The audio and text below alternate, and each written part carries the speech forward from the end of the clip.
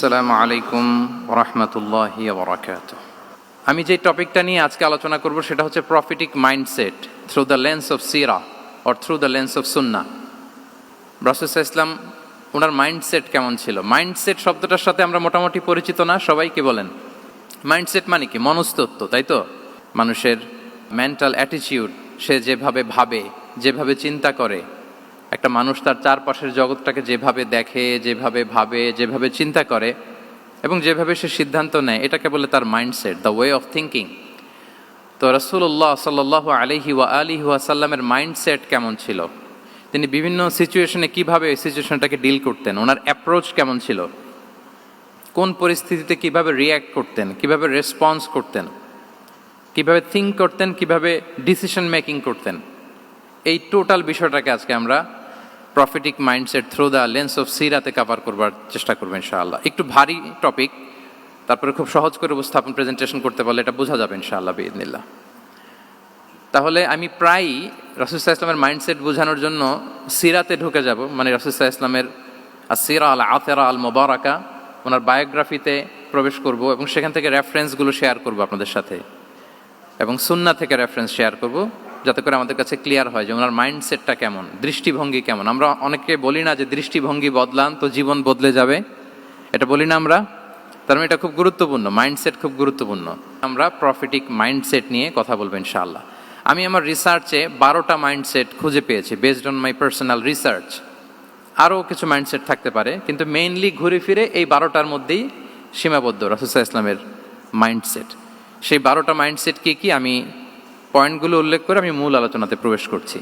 প্রথম হচ্ছে god centric mindset, 2 নম্বরে ভিশন ওরিয়েন্টেড, 3 নম্বরে উইজডম ড্রিভেন, 4 নম্বরে রিফর্ম সেন্ট্রিক, 5 নম্বরে ওপেন মাইন্ডেড, 6 নম্বর এন্টারপ্রেনাল, 7 নম্বর কনসিডারেট, 8 নম্বর ট্রান্সপারেন্ট, 9 নম্বর অ্যাপ্রিসিয়েটিভ, 10 নম্বর হচ্ছে ফ্লেক্সিবল, 11 নম্বর অপটিমিস্টিক, 12 নম্বর হচ্ছে resilient. Based on my research, আমার ক্ষুদ্র গবেষণা আমি খুঁজে পেয়েছি যে রাসূল সাল্লাল্লাহু আলাইহি ওয়াসাল্লাম এই ধরনের মানসিকতার অধিকারী ছিলেন, এই অ্যাপ্রোচের অধিকারী ছিলেন। প্রথম যেই মাইন্ডসেটটা নিয়ে আমরা আলোচনা করব সেটা হচ্ছে গড সেন্ট্রিক মাইন্ডসেট বা আল্লাহ সেন্ট্রিক মাইন্ডসেট। অর্থাৎ রাসূল সাল্লাল্লাহু আলাইহি ওয়াসাল্লাম যে কোনো কাজে তিনি আল্লাহ তাআলাকে ফিল করতেন, সব কিছু ছিল আল্লাহ তাআলা কেন্দ্রিক। যাই তিনি করতেন না কেন, একজন মহান সত্তার সন্তুষ্টির জন্যই তিনি সেটা করতেন। তিনি কে? আওয়াজ করে বলুন, তিনি কে? আল্লাহ সুবহানাহু ওয়া তাআলা। তার সন্তুষ্টির জন্যই তিনি সব কিছু করতেন এবং সব সময় তিনি এটা ফিল করতেন যে আমার আসল ভরসা স্থল হচ্ছে আল্লাহ তাআলা। আসল ভরসা স্থল কে? আল্লাহ তাআলা। এবং আল্লাহকেই তিনি ওনার নিজের অভিভাবক হিসেবে সবসময় চিন্তা করতেন এবং তার দয়ার পরশেই যে আমরা বেঁচে আছি, তিনি যে আমাকে আগলে রেখেছেন, সার্বক্ষণিক এটাকে মনের মধ্যে ধারণ করা, সবসময় এই চিন্তাটা ভেতরে লালন করা, এটাকেই বলে গড সেন্ট্রিক মাইন্ডসেট বা আল্লাহ সেন্ট্রিক মাইন্ডসেট। এই মাইন্ডসেটের অধিকারী যদি আপনি হতে পারেন, আপনি একটা ডিভাইন পাওয়ার শিল্ডের ভেতরে থাকবেন, একটা ডিভাইন প্রোটেকশনে থাকবেন। চারিদিকে তুফান, ঝঞ্ঝা, ঝড়, অনেক কিছু, কোনো কিছুই আপনাকে স্পর্শ করবে না, কারণ আপনার গড সেন্ট্রিক মাইন্ডসেট আছে। একটা মহাশক্তিধর সত্তার সাথে আপনার সংযোগায়ন আছে, কানেক্টিভিটি আছে। সো প্রথম মাইন্ডসেটটা হচ্ছে গড সেন্ট্রিক মাইন্ডসেট। রাসূল সাল্লাল্লাহু আলাইহি ওয়াসাল্লাম সবসময় সব কিছু আল্লাহ তাআলার সন্তুষ্টির জন্য করতেন এবং তিনি ভাবতেন আমার কেউ না থাক, আল্লাহ আছে। যার কেউ নাই তার কে থাকে? আল্লাহ আছে। এটাই হচ্ছে গড সেন্ট্রিক মাইন্ডসেট। আসুন আমরা সিরাতের ভেতরে ঢুকে যাই, যেহেতু আমরা বলেছি থ্রু দ্য লেন্স অফ সিরা। সিরাতের পরতে পরতে, সুন্নাহর পরতে পরতে আমরা দেখব যে তিনি গড সেন্ট্রিক মাইন্ডসেটের অধিকারী ছিলেন কিনা। আল্লাহর হাবিব সাল্লাল্লাহু আলাইহি ওয়া আলিহি ওয়াসাল্লাম একবার একটা যুদ্ধ থেকে ফেরার পথে মরুভূমির মাঝখানে সেনাবাহিনীকে থামিয়ে বিশ্রামের ঘোষণা দিলেন যে তোমরা একটু বিশ্রাম নাও। তো উনি একটা গাছের নিচে বিশ্রামের জন্য গেলেন এবং সেখানে গাছের ডালে ওনার তলোয়ারটা ঝুলিয়ে রাখলেন, ঝুলিয়ে বিশ্রাম নিতে লাগলেন, ঘুমিয়ে পড়লেন। হঠাৎ এক বেদুইন এসে রাসূল সাল্লাল্লাহু আলাইহি ওয়াসাল্লামের এই কোষবদ্ধ তলোয়ারটা কোষমুক্ত করে এরকম হাতে নিল। রাসূল সাল্লাল্লাহু আলাইহি ওয়াসাল্লাম ঘুম থেকে জেগে উঠলেন। এবার বেদুইন বলতে আরম্ভ করলো, মাইয়ামনাউকা মিন্নি, এই মুহাম্মদ তোমাকে এবার কে বাঁচাবে বলো, এই তো আমার হাতে তলোয়ার, কে বাঁচাবে? সাথে সাথেই আল্লাহর হাবিব সাল্লাল্লাহু আলাইহি ওয়া আলিহি ওয়াসাল্লাম উনি উত্তরে বললেন আল্লাহ। উত্তরে কি বললেন? কোনো চিন্তা ভাবনা নাই যে ওরে আঘাত করা যায় কিনা পাল্টা, বা কোনোভাবে ওর কনফিডেন্স ডাউন করা যায় কিনা, এদিক সেদিক কারো সাপোর্ট চাওয়া যায় কিনা, কোনো দিকে না তাকিয়ে কি বললেন? আল্লাহ। সব সময় তিনি আল্লাহ কেন্দ্রিক ছিলেন। এটাকে বলে গড সেন্ট্রিক মাইন্ডসেট। যে কোনো পরিস্থিতিতে তিনি আল্লাহ যে আমার সাথে আছেন এটা কল্পনা করতেন। এবং সুনানে আবু দাউদের একটি বর্ণনা এসেছে, রাসূল সাল্লাল্লাহু আলাইহি ওয়াসাল্লাম কানা নবী সাল্লাল্লাহু আলাইহি ওয়াসাল্লাম ইযা হাযাবাহু আমরুন সাল্লা, তাকে যখন কোনো জিনিস বিচলিত করত তিনি জায়নামাজের মুসল্লায় দাঁড়িয়ে যেতেন, সালাতের জন্য দাঁড়িয়ে যেতেন। বিপদে পড়লেই আল্লাহর কাছে সেটা সঁপে দিতেন, শেয়ার করতেন। আমরা বর্তমানে কোনো বিপদে পড়লেই কি করি? আগে কোথায় শেয়ার করি? ফেসবুকে। আসলে করা উচিত কার সাথে? হ্যাঁ, আমার স্ত্রীর সাথে শেয়ার করার আগেও শেয়ার করব কার সাথে? আমার বন্ধুর সাথে শেয়ার করার আগেও শেয়ার করব কার সাথে? আল্লাহর সাথে। আমরা যদি হিজরতের ঘটনাটাকে একটু অ্যানালাইজ করি তাহলে দেখব যে গারে সাউরে যখন আল্লাহ রাসূল সাল্লাল্লাহু আলাইহি ওয়াসাল্লাম এবং আবু বকর রাদিয়াল্লাহু তাআলা আনহু ওনারা আশ্রয় নিয়েছিলেন রাত্রিবেলায়, কুরাইশরা যখন খুঁজতেছিল, আবু বকর রাদিয়াল্লাহু তাআলা আনহু বলেন যে কুরাইশদের পা দেখা যাচ্ছে, ওরা যে হেঁটে যাচ্ছে, একটু উকি মারলেই আমাদেরকে দেখা যায়। তিনি অত্যন্ত ভীত সন্ত্রস্ত, তটস্থ, নিজের জন্য নয়, রাসূল সাল্লাল্লাহু আলাইহি ওয়াসাল্লামের সেফটির জন্য। রাসূল সাল্লাল্লাহু আলাইহি ওয়াসাল্লাম আবু বকর রাদিয়াল্লাহু তাআলা আনহুকে বলেন যে আবু বকর চিন্তা করো না, লা তাহসান ইন্নাল্লাহা মা'ানা, আবু বকর চিন্তা করো না, আল্লাহ আমাদের সাথে আছেন। সুবহানাল্লাহ। আমাদের সাথে কে আছেন? আল্লাহ আমাদের সাথে আছেন। এটা হচ্ছে গড সেন্ট্রিক মাইন্ডসেটের উদাহরণ। আপনার মনকে বুঝাতে হবে যে আল্লাহ আমার সাথে আছে। মনকে তুমি বুঝিয়ে বলো আল্লাহ আছে আমার সাথে। এই বাক্যটা মুখস্থ করা যাবে? মনকে তুমি বুঝিয়ে বলো আল্লাহ আছেন আমার সাথে। আপনার পুরো জীবনের সব কাজের সাথে যদি এই বাক্যটাকে মিলিয়ে ফেলতে পারেন দেখবেন যে কোনো কিছুই আপনার ক্ষতি করতে পারতেছে না। এটাকে বলে গড সেন্ট্রিক মাইন্ডসেট। আল্লাহ আমার সাথে আছেন, কেউ নাই কিন্তু আল্লাহ তাআলা আমার সাথে আছেন। এবং গড সেন্ট্রিক মাইন্ডসেটের সবচেয়ে বড় সুবিধা হচ্ছে আপনার মনে কখনো হতাশা কাজ করবে না, হতাশা বাঁধবে না, কারণ আপনার সাথে এক মহাশক্তিধরের কানেক্টিভিটি আছে। তিনি কে বলুন তো আওয়াজ করে? তিনি আল্লাহ। হতাশা আসবে না। এই যে আমাদের জাতীয় জীবনের এখন সবচাইতে বড় বড় সমস্যাগুলোর যদি আমরা লিস্ট করি, একটা বড় সমস্যা হচ্ছে ডিপ্রেশন, তাই না? আমরা ডিপ্রেশনে ভুগি না? আপনাদের ডিপ্রেশন হয় কখনো? আচ্ছা, ডিপ্রেশন কাকে বলে আগে বলে। ডিপ্রেশন হচ্ছে আপনার আর আপনার রবের মাঝে যে দূরত্ব, এটার নাম ডিপ্রেশন। আই রিপিট, আমার আর আমার রবের মাঝে যে গ্যাপ, আমাদের সম্পর্কের যে দূরত্ব, এটার নাম কি? ডিপ্রেশন। আপনি যত আল্লাহর সাথে সম্পর্ক জোরদার করতে পারবেন, ডিপ্রেশন আপনার থেকে দৌড়ে পালাবে। এজন্য আমাদের বিশ্বাসীদের জীবনে কোনো ডিপ্রেশন নাই। আছে? আমাদের ডিকশনারিতে কোনো ডিপ্রেশন আছে বলেন তো? আমাদের সাথে আল্লাহর সম্পর্ক কেমন বলেন? মজবুত? আলহামদুলিল্লাহ পড়ুন সবাই। তাহলে ডিপ্রেশন হচ্ছে আপনার আর আপনার রবের মাঝে যে দূরত্ব, এই দূরত্ব দূর করে দেন, ডিপ্রেশন আপনিই পালাবে। আমরা আরো কিছু সিরা থেকে ইনসিডেন্ট নিয়ে দেখি যে গড সেন্ট্রিক মাইন্ডসেটটা কেমন। দ্বিতীয় হিজরিতে যে বদরের যুদ্ধ হলো, সে বদরের যুদ্ধে ইবনে মাসউদ রাদিয়াল্লাহু তাআলা আনহু তিনি বর্ণনা করেন যে আল্লাহ রাসূল সাল্লাল্লাহু আলাইহি ওয়াসাল্লাম আগামীকাল যুদ্ধ, এর আগের দিন রাতে তিনি হাত তুলে এরকম দোয়া করতেছিলেন। আমরা তো এইভাবে দোয়া করি, আল্লাহর হাবিব সাল্লাল্লাহু আলাইহি ওয়া আলিহি ওয়াসাল্লাম তিনি দোয়া করতে করতে ইমোশনালি হাত এরকম উঁচু করে, হাত্তা ইউরা বায়াদু ইবতাইহি, বগলের শুভ্রতা দেখা যাচ্ছিল, উনি দোয়া করতেছিলেন আল্লাহুম্মা আনজিজলি মা ওয়া'আতানি, আল্লাহুম্মা আতিনি মা ওয়া'আতানি, আল্লাহ তুমি যে বিজয় দিবে বলে প্রতিশ্রুতি করেছিল ওই বিজয় আমাদেরকে দাও, ওই ভিক্টরি আমাদেরকে দাও, দোয়া করছিলেন। সাইয়েদনা আলী রাদিয়াল্লাহু তাআলা আনহু উনি বর্ণনা করছেন যে বদরের যুদ্ধের আগের রাতে আমরা সবাই ঘুমোচ্ছিলাম, কিন্তু রাসূল সাল্লাল্লাহু আলাইহি ওয়াসাল্লামকে দেখলাম যে না, উনি হাত তুলে শুধু আল্লাহর কাছে কান্না করছেন, দোয়া করছেন। আবু বকর রাদিয়াল্লাহু তাআলা আনহু উনি বলেন যে আমি যে দেখলাম যে তিনি ফজর পর্যন্ত দোয়া চালিয়েই যাচ্ছিলেন, দোয়া চালিয়েই যাচ্ছিলেন, দোয়া কন্টিনিউ করছিলেন তিনি। এবং দোয়া করতে করতে রাসূল সাল্লাল্লাহু আলাইহি ওয়াসাল্লাম এতটাই ইমোশনাল হয়ে গেলেন যে ওনার গায়ের চাদরটা নিচে পড়ে গেল। আবু বকর রাদিয়াল্লাহু তাআলা আনহু যে বলেন ইয়া নবী আল্লাহ কাফাকা মুনাশাদাতুকা রাব্বাক ফাইন্নাহু সায়ুনজিজু লাকা মা ওয়া'দাক, হে নবী যথেষ্ট, এনাফ ইজ এনাফ, অনেক হয়েছে নবী, আন্না, আর কাঁদতে হবে না, আপনার রব আপনাকে ভিক্টরি বা বিজয় দান করবে ইনশাআল্লাহ। তাহলে দেখেন, যুদ্ধের আগের রাতে সেনাপ্রধান কি করে? এই কৌশল ওই কৌশল, কোন দিক দিয়ে অ্যাটাক করা যাবে, ওয়ার স্ট্র্যাটেজি ঠিক করে, তার সাথে যারা আছে তাদের সাথে পরামর্শ করে। কিন্তু রাসূল সাল্লাল্লাহু আলাইহি ওয়াসাল্লাম সব কিছু সেট করে দিয়ে কার সাথে কানেক্টিভিটি গড়েছেন বলুন তো? আল্লাহর সাথে। This is called God centric mindset, Allah centric mindset. আমার হৃদয়টা সবসময় কার সাথে জুড়ে থাকবে? আল্লাহর সাথে, কারণ উনি ছাড়া আমার কোনো ঠিকানাই নাই। তাহলে এই মেন্টালিটি যদি আমরা ধারণ করতে পারি, এটাকে বলে গড সেন্ট্রিক মাইন্ডসেট। তাহলে রাসূলুল্লাহ সাল্লাল্লাহু আলাইহি ওয়া আলিহি ওয়াসাল্লামের যে 12টা মাইন্ডসেটের কথা আমরা বলেছি, তার প্রথমটা হচ্ছে গড সেন্ট্রিক। আল্লাহ তাআলা আমাদেরকে গড সেন্ট্রিক মাইন্ডসেট দান করুক। আমরা যে কোনো পরিস্থিতিতে যেভাবেই থাকি না কেন, আমরা বিপদে আপদে সবসময় ভরসা রাখবো কার উপর? এটাই হচ্ছে গড সেন্ট্রিক বা আল্লাহ সেন্ট্রিক মাইন্ডসেট। আচ্ছা, 2 নাম্বার মাইন্ডসেট হচ্ছে vision oriented mindset. Vision oriented mindset মানে হচ্ছে যার মধ্যে দূরদর্শিতা আছে, ফার সাইটেডনেস আছে, who can anticipate the future, যে ভবিষ্যৎ আগাম অনুমান করে ফেলতে পারে, সামনের পরিস্থিতিকে আগাম অনুমান করতে পারার যে যোগ্যতা বা দীর্ঘমেয়াদী চিন্তা করতে পারার যে ক্যাপাসিটি, এটাকে বলে ভিশন ওরিয়েন্টেড মাইন্ডসেট। এটা আল্লাহ রাসূল সাল্লাল্লাহু আলাইহি ওয়া আলিহি ওয়াসাল্লামকে আল্লাহ তাআলা দান করেছেন। উনি ভবিষ্যৎকে আগাম বুঝতে পারতেন, আগাম অনুমান করতে পারতেন, এবং সে অনুযায়ী তিনি স্ট্র্যাটেজি, প্ল্যান, পরিকল্পনা এটা তিনি সাজাতে পারতেন। এটাকে বলে ভিশন ওরিয়েন্টেড মাইন্ডসেট। এবার আসুন আমরা সিরাতের কিছু ইনসিডেন্টকে সামনে নিয়ে আসি যে তিনি কীরকম ভিশন ওরিয়েন্টেড মাইন্ডসেটের অধিকারী ছিলেন। আমরা সবাই হুদাইবিয়ার ঘটনা জানি না? কত হিজরিতে ঘটেছিল বলুন তো সবাই? 6ষ্ঠ হিজরিতে। লাকাদ সাদাকাল্লাহু রাসূলাহুর রুইয়া বিল হক লাতাদখুলুন্নাল মাসজিদাল হারামা ইনশাআল্লাহু আমিনিন। রাসূল সাল্লাল্লাহু আলাইহি ওয়াসাল্লাম 6ষ্ঠ হিজরিতে মদিনায় স্বপ্নে দেখলেন যে তিনি উমরা করতে যাচ্ছেন। তো নবীদের স্বপ্ন এটা কেবল স্বপ্ন নয়, এটা আল্লাহর পক্ষ থেকে ওয়াহি, রেভেলেশন।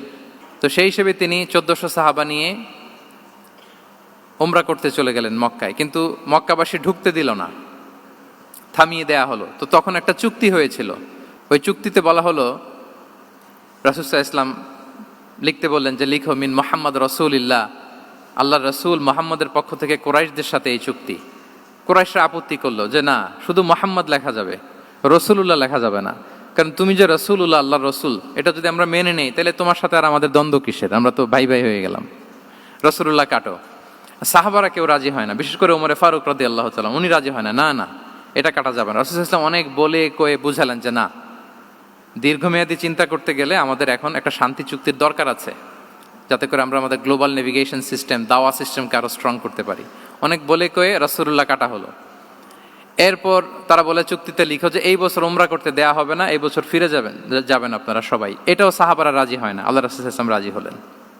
আবার আরেকটা ক্লোজে লেখা হলো যে আগামী বছর আসলেও 3 দিনের বেশি থাকা যাবে না, সেটাও রাজি হয়ে গেল রাসূল সাল্লাল্লাহু আলাইহি ওয়াসাল্লাম। সাহাবারা রাজি হচ্ছেন না।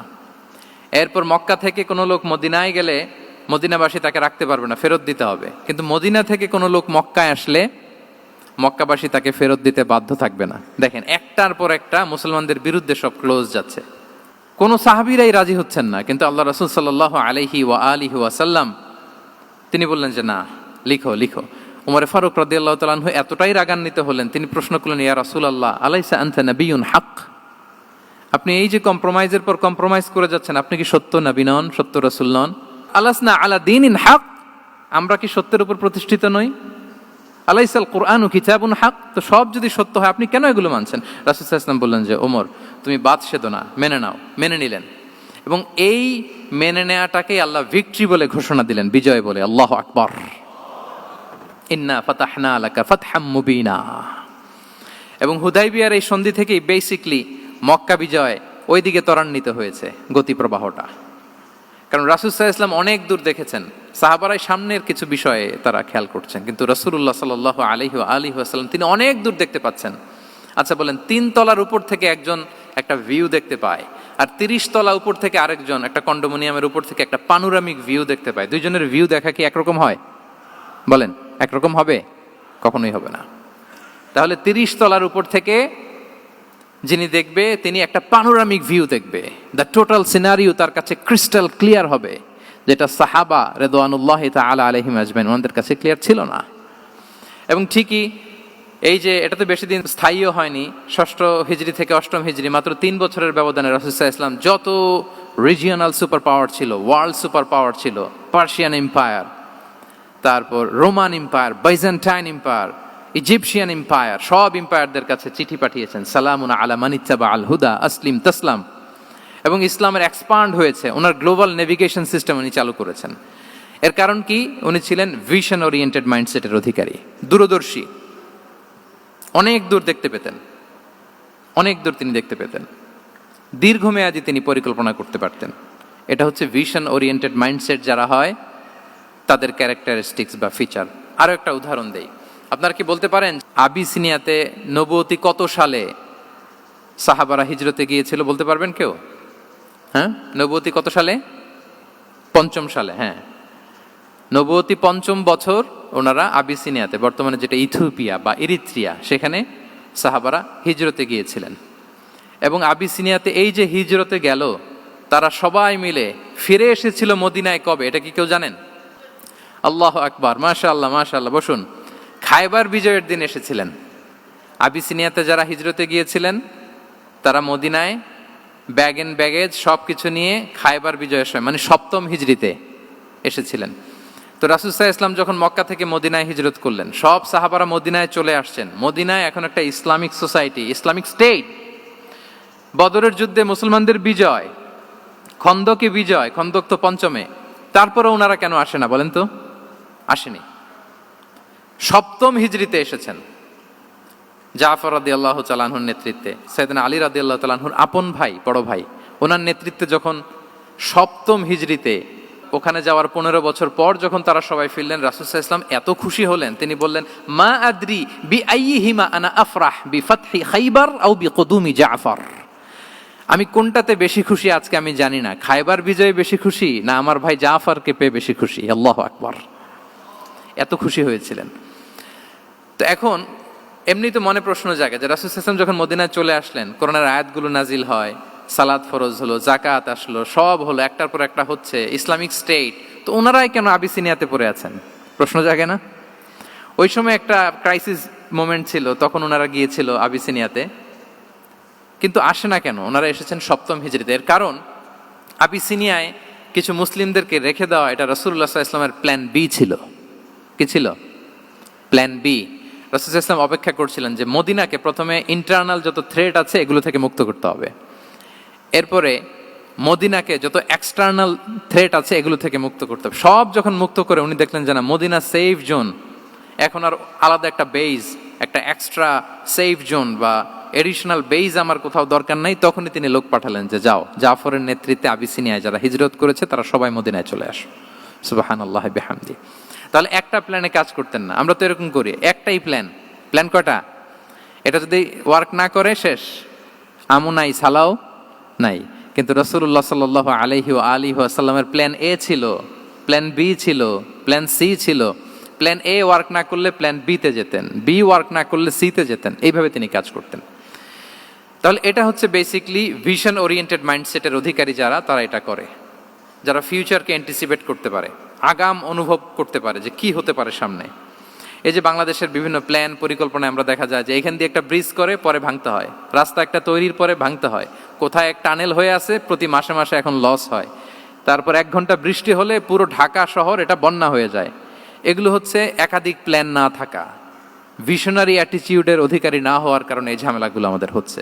তো প্রফেটিক সিরার এই প্রফেটিক মাইন্ডসেট থেকে আমাদের নেয়ার বিষয় হচ্ছে এটা, যে আমাদেরকে ভিশনারি অ্যাটিটিউডের হতে হবে। রাসূল সাল্লাল্লাহু আলাইহি ওয়াসাল্লাম ভিশন ওরিয়েন্টেড মেন্টালিটির ছিলেন। আগাম, আজ থেকে 50 বছর পরে বাংলাদেশে কি ক্রাইসিস হতে পারে, আজ থেকে ঠিক 100 বছর পরে বাংলাদেশে কি হতে পারে, ওই রোডম্যাপকে সামনে রেখে আমাদেরকে প্ল্যান করতে হবে। এটাকে বলে ভিশন ওরিয়েন্টেড মাইন্ডসেটের অধিকারী হওয়া। 3 নাম্বার হচ্ছে উইজডম ড্রিভেন মাইন্ডসেট। উইজডম মানে হচ্ছে প্রজ্ঞা। প্রজ্ঞা কি? জ্ঞান আর কমন সেন্স দুইটা একসাথে হইলে ওইটারে প্রজ্ঞা বলে। When the knowledge and common sense join together, it reflects as wisdom. আপনার জ্ঞান এবং আপনার কমন সেন্স একসাথে হইলে ওইটা উইজডম হয়ে যায়। রাসূল সাল্লাল্লাহু আলাইহি ওয়াসাল্লাম ছিলেন প্রজ্ঞায় সমৃদ্ধ এক মননের অধিকারী। ওনার সব কিছুতেই প্রজ্ঞা ছিল। উইজডম ইন গিভিং অ্যাডভাইস, উপদেশ দেওয়ার সময় ছিল। উইজডম ইন পলিসি মেকিং এর সময় সেখানে প্রজ্ঞা ছিল। Wisdom in action strategic plan, কোনো স্ট্র্যাটেজিক প্ল্যানের ক্ষেত্রে প্রজ্ঞা ছিল। রাসূল সাল্লাল্লাহু আলাইহি ওয়াসাল্লাম একই প্রশ্নের উত্তর এক একজনকে এক একভাবে দিতেন। অনেক সাহাবারা জিজ্ঞেস করতেন যে রাসূলুল্লাহ একই প্রশ্ন, একে বললেন এইটা, ওরে বললেন ওইটা, ওরে বললেন আরেকটা, এটা কেন? তো রাসূল সাল্লাল্লাহু আলাইহি ওয়াসাল্লাম বললেন যে আমি জানি ওর কিসে ঘাটতি, আমি জানি ওর কি প্রয়োজন, আমি জানি ওকে কোন নাসিহাটা দিলে কাজ করবে, ফলে এক একজনকে আমি এক একভাবে ক্লারিফাই করেছি। আল্লাহু আকবার। This is called wisdom. আচ্ছা, উইজডম, রাসূল সাল্লাল্লাহু আলাইহি ওয়াসাল্লাম যে উইজডম ড্রিভেন মাইন্ডসেটের অধিকারী ছিলেন, এটার কয়েকটা এক্সাম্পল আমরা সিরাত থেকে দেখি। মক্কা বিজয় হয়েছে কত হিজরিতে? অষ্টম হিজরিতে যখন মক্কা বিজয় হলো, তখন রাসূল সাল্লাল্লাহু আলাইহি ওয়াসাল্লাম আম্মাজান আয়েশার সাথে গল্প করছিলেন আর বলছিলেন, আয়েশা, লাউলা হাদাসাতু আহদি কওমিকা বিল কুফরি লা নাকাতুল কাবাতা ওয়া লা জাআলতুহা আলা আসাসি ইব্রাহিম। আয়েশা, তোমার এই মক্কাবাসী, তোমার এলাকার লোকজন যদি একটা ক্যাওস সৃষ্টি না করতো, তাহলে কাবার যে আসল শেপ, আমি ওই আসল শেপে এটাকে ফেরত নিতাম, কিন্তু নিতে গেলে এখন একটা ঝামেলা বাঁধবে, এজন্য নিব না। ব্যাপারটা হচ্ছে, আমরা এখন যে কাবাটাকে দেখি, এটা হচ্ছে স্কয়ার আকৃতির। স্কয়ার মানে কি? বর্গাকৃতি, তাই তো? বর্তমান কাবা কোন আকৃতির বলেন তো? একটা বড় কিউবের সাইজ না? দূর থেকে দেখলে মনে হয় একটা বড় কিউবের সাইজ, কিউবের আকৃতি মানে স্কয়ার, চতুর্ভুজ। কিন্তু সাইয়েদনা ইব্রাহিম আলাইহিস সালাম যে কাবা নির্মাণ করেছিলেন, এটা কিন্তু এরকম কিউব ছিল না, ওইটা ছিল রেক্ট্যাঙ্গেল। রেক্ট্যাঙ্গেল ছিল, মানে আয়তাকৃতির ছিল, এরকম লম্বা। এই যে এই টেবিলটা যেরকম, টেবিলের যে শেপ এইরকম ছিল, এরকম লম্বা কাবাঘর ছিল আয়তাকৃতির। কিন্তু এখন এটা কমে স্কয়ার আকৃতির হয়ে গেছে। এর কারণটা কি? কাবা একবার ওখানে অগ্নিকাণ্ড ঘটার কারণে ধ্বংস হয়েছিল, ফলে কাবাকে আবার রিনোভেশন করা লেগেছিল, পুনর্নির্মাণ। তো কুরাইশরা সিদ্ধান্ত নিয়েছিল, কাবা পুনর্নির্মাণে আমরা কোনো হারাম টাকা ইউজ করব না, যার কাছে যত হালাল টাকা আছে নিয়ে আসা হলো। কিন্তু হালাল টাকা যতটুকু জমা হয়েছে, এটা দিয়ে পুরো কাবা নির্মাণ হয় না, অর্ধেক হয়। ফলে কাবা যে আয়তাকৃতির ছিল, সেটা না হয়ে গেছে কি বলেন? বর্গাকৃতির, মানে স্কয়ার। ওই স্কয়ার কাবাই আজ পর্যন্ত রয়ে গেছে। কিন্তু ওই যে আয়তক্ষেত্রের যে শেপের মধ্যে যতটুকু জায়গা বাকি ছিল, ওইখানে দেখবেন একটা ক্রিসেন্টের মতো আছে, হেজরে ইসমাইল, হাতিমে কাবা বলে। ওইটার ভিতরে নামাজ পড়া আর কাবার ভিতরে নামাজ পড়া একই হুকুম। ওইটার ভিতরে নামাজ পড়া আর কাবার ভিতরে নামাজ পড়া কি একই হুকুম। ফলে ওই হাতিমের ভেতরে ফরজ সালাত আদায় হয় না, নফল সুন্নাত পড়া যায়। এমনকি কাবার ভেতরেও ফরজ সালাত আদায় করলে আদায় হবে না, কারণ নামাজের ফরজের মধ্যে একটা ফরজ হচ্ছে ইলা জিহাতিল কাবা, টু দ্য ডাইরেকশন অফ কেবলা। আপনার কেবলা মুখী হইতে হবে না। আপনি তো কাবার ভিতরে ঢুকে গেছেন, এখন কাবা কোন দিকে? কাবা তো নাই, বের হইতে হবে। বের হয়ে কাবা মুখী হলে সালাত হবে। I think you got the point. তো তাহলে রাসূল সাল্লাল্লাহু আলাইহি ওয়াসাল্লামের উইজডম বা প্রজ্ঞাটা এখানে দেখেন। আম্মাজান আয়েশা রাদিয়াল্লাহু তাআলা আনহাকে উনি বললেন যে, আয়েশা, মক্কা তো বিজয় হলো, মক্কার কন্ট্রোল তো এখন আমার হাতে। চাইলে আমি কাবাকে ভেঙে সেই ইব্রাহিম আলাইহিস সালামের যে বেইজ, ওরকম লম্বা করে শেপ দিতে পারি, কিন্তু দিব না। কেননা দিলে মক্কা একটা ক্যাওস হতে পারে। কি হতে পারে? কারণ তারা একেবারে ভেরি রিসেন্ট মুসলমান হয়েছে, তারা না বুঝেই বলবে যে সেই আদি কাবা, মুহাম্মদ এই কাবার অপমান করেছে, কাবাকে ভুলুণ্ঠিত করেছে, সম্মানকে নষ্ট করেছে, এরকম একটা কোশ্চেন রাইজ করতে পারে। এই জন্য আমি করলাম না। সুবহানাল্লাহ। This is called wisdom. এটাকে কি বলে? প্রজ্ঞা। এটাকে প্রজ্ঞা বলে। তাহলে আপনার জ্ঞান এবং আপনার কমন সেন্স দুইটা যখন কানেক্ট করে, তখন সেটা প্রজ্ঞা হয়। প্রজ্ঞার আরেকটা উদাহরণ যদি দেই সিরাত থেকে, রাসূল সাল্লাল্লাহু আলাইহি ওয়াসাল্লামের যে কনফ্লিক্ট রিজলভিং ক্যাপাসিটি ছিল, যখন কাবাকে পুনর্নির্মাণ করা হচ্ছে, তখন হাজরে আসওয়াদকে বের করা লেগেছিল, এবং রিনোভেশন শেষে আবার হাজরে আসওয়াদকে তার জায়গা মতো, মানে ব্ল্যাক স্টোন, যেটাতে চুমু দিলে মানুষের গুনাহ মাফ হয়ে যায়, হাজরে আসওয়াদ, চিনতে পেরেছেন না? ফলে অনেক বোনেরা যাদের জন্য হেজাব নিকাব মেনটেন করা হচ্ছে ফার্জ, পর্দার কোনো বালাই নাই, পুরুষের সাথে ধাক্কা ধাক্কি করে তার শরীর মিশে যাচ্ছে, গা মিশে যাচ্ছে, ধাক্কা ধাক্কি করে একটা সুন্নতের জন্য ফরজকে স্যাক্রিফাইস করে ফেলতেছে। মানে ফোকাস ঠিক নাই আর কি, কোথায় যে কোনটা করতে হবে ওইটাই ভুলে গেছে। তো এই হাজরে আসওয়াদ পাথরকে আবার জায়গা মতো রাখতে হবে। এখন কে রাখবে, এই নিয়ে মারামারি মক্কায়। বড় বড় চারটা গোত্র বলে, এই গোত্র বলে আমি রাখবো, এই গোত্র বলে আমি রাখবো, আরেক গোত্র বলে রক্তের গঙ্গা বইয়ে দেবো মক্কায়, কিন্তু এই সম্মান অন্যকে নিচে দিব না, কারণ ইটস ভেরি প্রেস্টিজিয়াস ইস্যু। যা আমাদের গোত্র এই ব্ল্যাক স্টোন হাজরে আসওয়াদকে নিয়ে জায়গা মতো রেখেছে, এটা কাউকে দিব না। তো সবাই যখন মারমুখী, তখন আল্লাহ রাসূল সাল্লাল্লাহু আলাইহি ওয়া আলিহি ওয়াসাল্লাম তিনি সমাধান দিলেন যে মারামারির দরকার নাই, একটা চাদর নিয়ে আসো। নিয়ে আসা হলো। 4 গোত্রের 4 লিডারকে বললেন, চাদরের 4 কোনা ধরো। চারজন চার কোনা ধরলো, রাসূল সাল্লাল্লাহু আলাইহি ওয়াসাল্লাম তিনি পাথরটা নিয়ে মাঝখানে রাখলেন। এবার চার নেতাকে বললো, আসো, জাতীয় চার নেতা চলে আসো, কাবার সামনে চলে আসলো। এরপরে আল্লাহ রাসূল সাল্লাল্লাহু আলাইহি ওয়াসাল্লাম ওনার মোবারক হাত দিয়ে, বরকতময় হাত দিয়ে হাজরা আসওয়াদকে নিয়ে নিজ হাতে রাখলেন। এবার সবাই হ্যাপি, কারণ অংশগ্রহণ করতে পারছে। আসলে মূল স্ট্যাটাস কিন্তু চলে গেছে রাসূলের দিকে, নাকি? ওরা তো এটা টাচও করতে পারে নাই, পারছে? ওরা চাদর ধরেই হ্যাপি, কিন্তু পাথরটা ধরেছিল কে? রাসূল সাল্লাল্লাহু আলাইহি ওয়াসাল্লাম। চাদরে রেখেছিল কে? রাসূল সাল্লাল্লাহু আলাইহি ওয়াসাল্লাম। চাদর থেকে নিয়ে আবার কাবা ঘরে সেট করেছিল কে? রাসূলুল্লাহ সাল্লাল্লাহু আলাইহি ওয়া আলিহি ওয়াসাল্লাম। এভাবে উনি কনফ্লিক্ট রিজলভ করতেন থ্রু হিজ উইজডম, ওনার প্রজ্ঞার মধ্য দিয়ে। আমরা যদি তায়েফের ঘটনা দেখি, রক্তাক্ত হয়েছেন, পাহাড়রক্ষী ফেরেশতারা এসে বলেছে, রাসূলুল্লাহ জাস্ট অর্ডার করেন, আমরা কলাপস করবো এমনভাবে the entire Taif city will be collapsed, একেবারে স্ম্যাশ করে দিব, পাউডার হয়ে যাবে। রাসূল সাল্লাল্লাহু আলাইহি ওয়াসাল্লাম বললেন, না, বাল আরজু আন ইউখরিজাল্লাহু মিন আসলাবিহিম মান ইয়াবুদুল্লাহ ওয়াহদাহ ওয়া লা ইউশরিকু বিহি শাইআ। তিনি বললেন, না, ওদেরকে ধ্বংস করে দিও না, ওদেরকে ধ্বংস করলে লা ইলাহা পড়বে কে? সুবহানাল্লাহ। কি উইজডম ড্রিভেন ছিলেন উনি। উনি বলেন যে আমি আশা করি, প্রত্যাশা রাখি, দোয়া করি যে ওরা আমাকে প্রত্যাখ্যান করেছে, কিন্তু ওদের যে নেক্সট জেনারেশন, ওরা সাক্ষী দেবে আশহাদু আল্লাহ ইলাহা ইল্লাল্লাহ ওয়া আশহাদু আন্না মুহাম্মাদার রাসূলুল্লাহ। এবং তাই হয়েছে। এখন তায়েফে যান, চারদিক থেকে আল্লাহু আকবার ধ্বনিতে মুখরিত তায়েফ, এবং এত চমৎকার শহর, এটা একটা ট্যুরিস্ট ডেস্টিনেশন হয়ে গেছে। সৌদি আরবিয়াতে যারা যায়, তায়েফ না গেলে লোকদের ভালো লাগে না। ঠান্ডা, সবুজ শ্যামল, রেইনফল হয়, ফলমূল পাওয়া যায়। আব্দুল্লাহ ইবনে আব্বাস রাদিয়াল্লাহু তাআলা আনহুর স্মৃতিধন্য মসজিদ আছে, অনেকগুলো ইউনিভার্সিটি আছে, ইসলামিক ইনস্টিটিউশন আছে। এই যে নয়নাভিরাম তায়েফ, এটা রাসূল সাল্লাল্লাহু আলাইহি ওয়াসাল্লামের উইজডমের ফসল।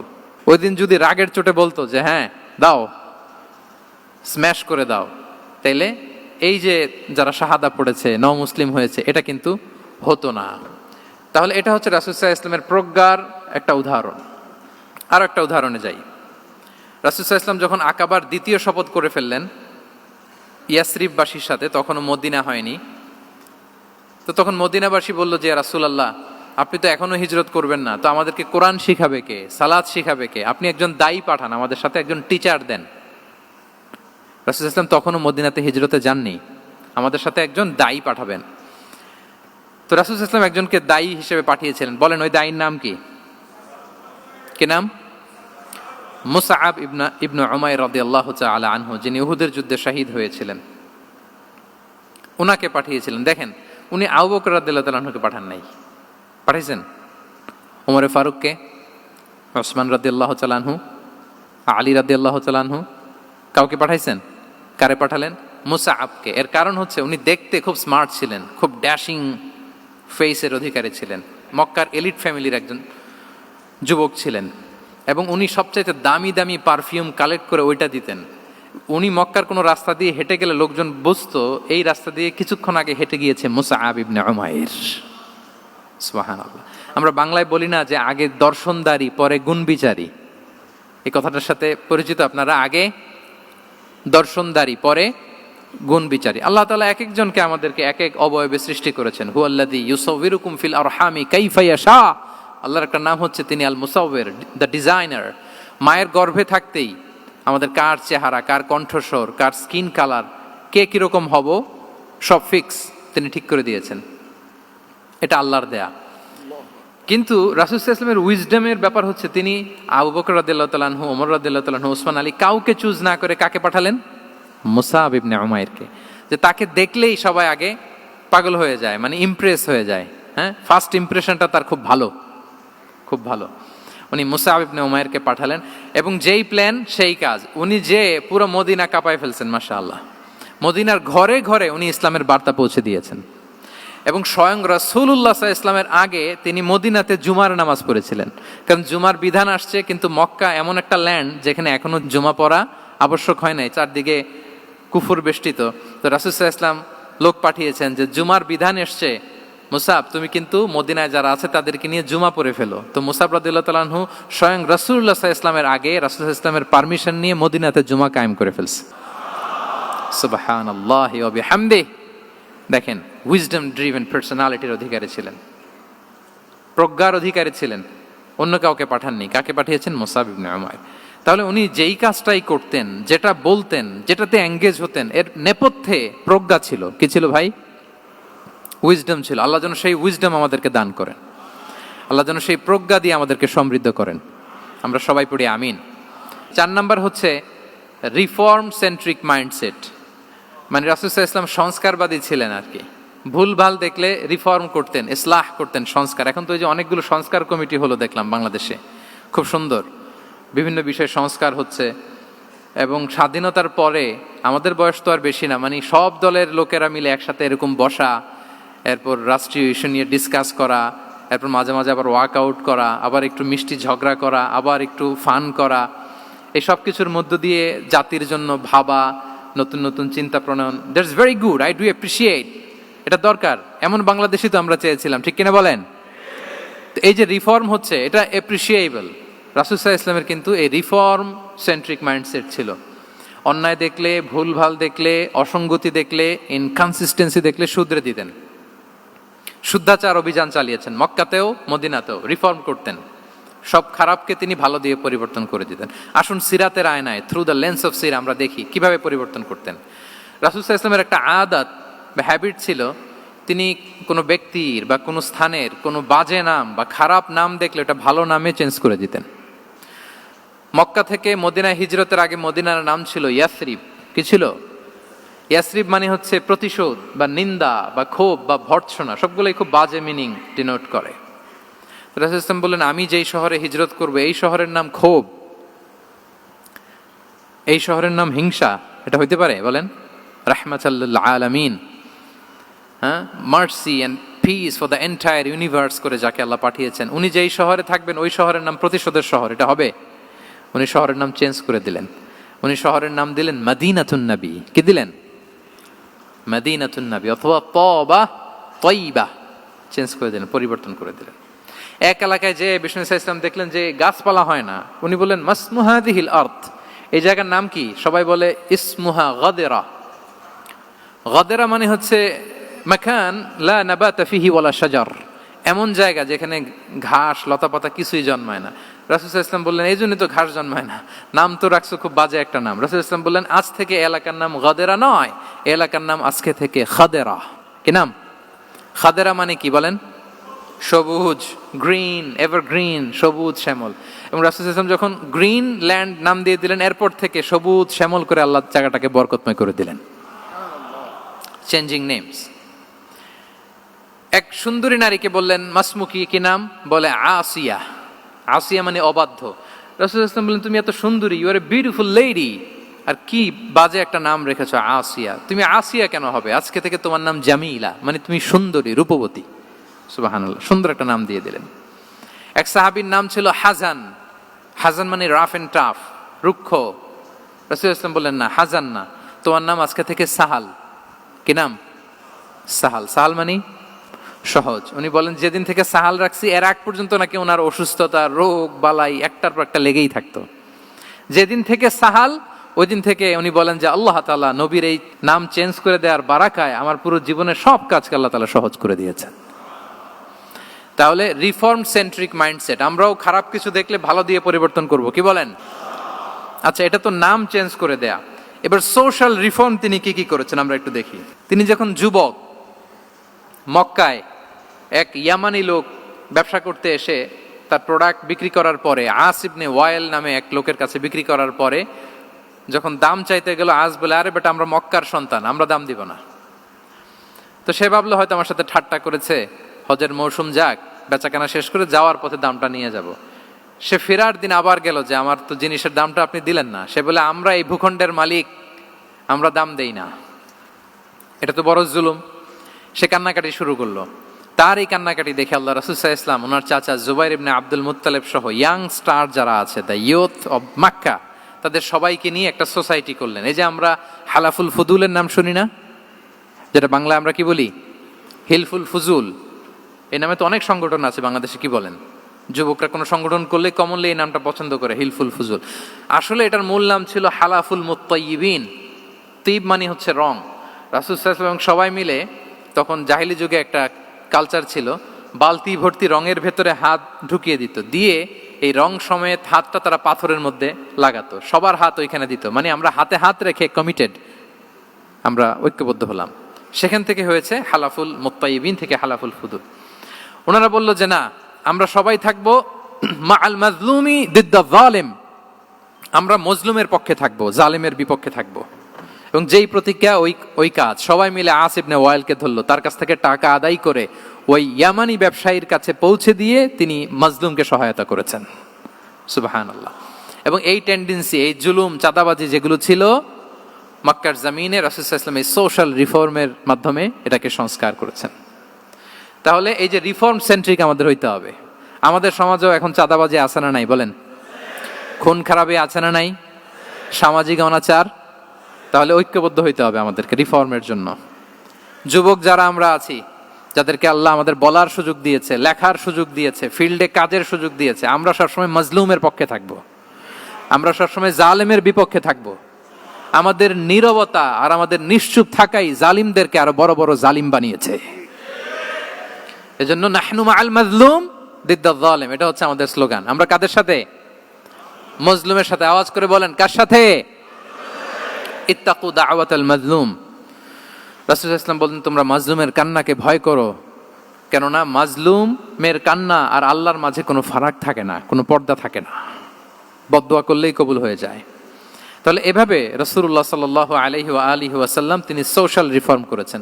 আমরা যদি ওনার পলিটিক্যাল রিফর্মের দিকে তাকাই, তাহলে দেখব যে আমরা যদি কনস্টিটিউশন অফ মদিনার কথা বলি, মদিনার কনস্টিটিউশন, এটা কিন্তু রাসূল সাল্লাল্লাহু আলাইহি ওয়াসাল্লাম করেছেন। মদিনা চার্টার, এত চমৎকার চার্টার পৃথিবী আর দেখেনি। ওইটা থেকেই এখন সব গোটা বিশ্বের সংবিধান। এই যে আমাদের সংবিধান সংস্কার কমিশন আছে না একটা, নিশ্চয়ই তারা ওইটা থেকে অনেক বেনিফিটেড হতে পারবেন। আমাদের যে মদিনা চার্টার, রাসূল সাল্লাল্লাহু আলাইহি ওয়াসাল্লাম নিজে করা, এবং এটা একটা ইনক্লুসিভ চার্টার ছিল।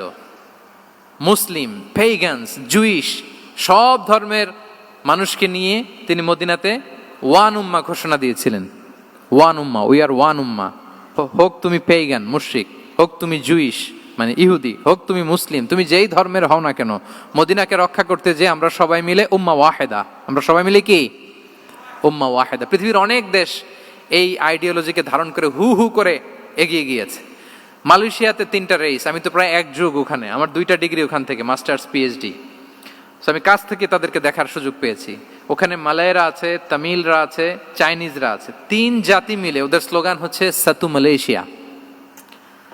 মালয় ভাষায় সাতু মানে হচ্ছে ওয়ান, মালয় ভাষায় সাতু মানে কি ওয়ান। সাতু মালয়েশিয়া মানে আমরা হতে পারি চাইনিজ, হতে পারি তামিল, কিংবা হতে পারি মালয় ভূমিপুত্রা, কিন্তু সবাই মিলে দেশের স্বার্থে আমরা সবাই কি এক। এটাই লাগবে আমাদের নতুন বাংলাদেশে। জুলাই আপরাইজিং এর পরে আমাদের এই ঐক্যবদ্ধ থাকার বাংলাদেশ আমরা চাই কি চাই না বলেন? সাম্রাজ্যবাদকে রুখে দিতে, যে কোনো ষড়যন্ত্রকে রুখে দিতে ঐক্যবদ্ধ থাকার কোনো বিকল্প নাই, ঠিক কিনা বলেন?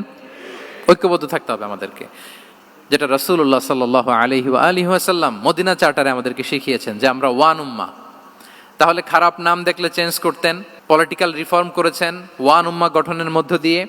ফিনান্সিয়াল রিফর্ম যদি বলি, শুধু financial reforms by prophet Muhammad peace be upon him, এটা নিয়ে লম্বা কথা বলা যেতে পারে। শুধু একটা উদাহরণ দিয়ে শেষ করি।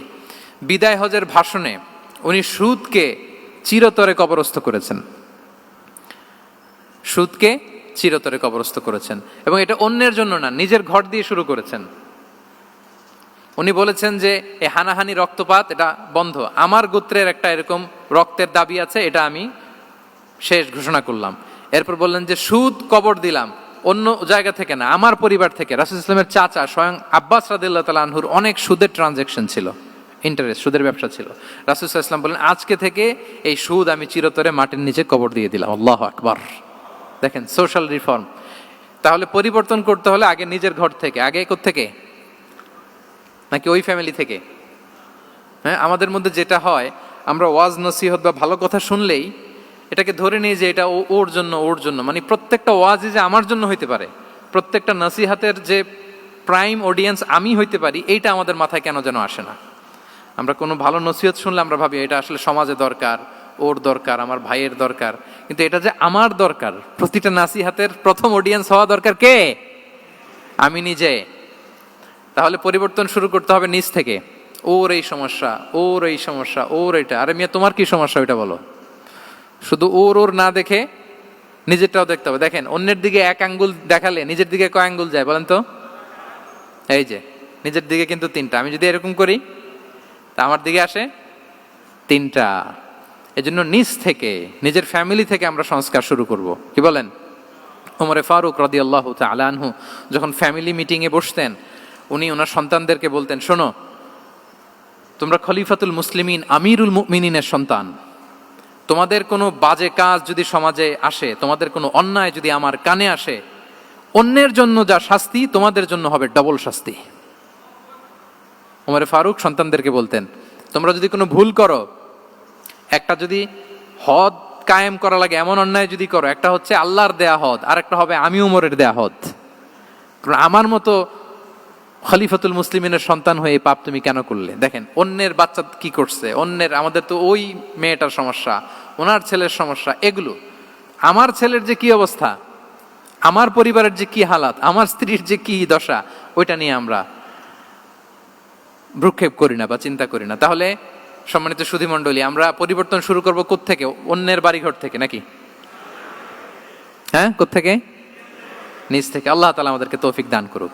5 নম্বরে হচ্ছে ওপেন মাইন্ডেড। আমার প্রিয় নবী বলেন, ওপেন মাইন্ডেড ছিলেন না ন্যারো মাইন্ডেড?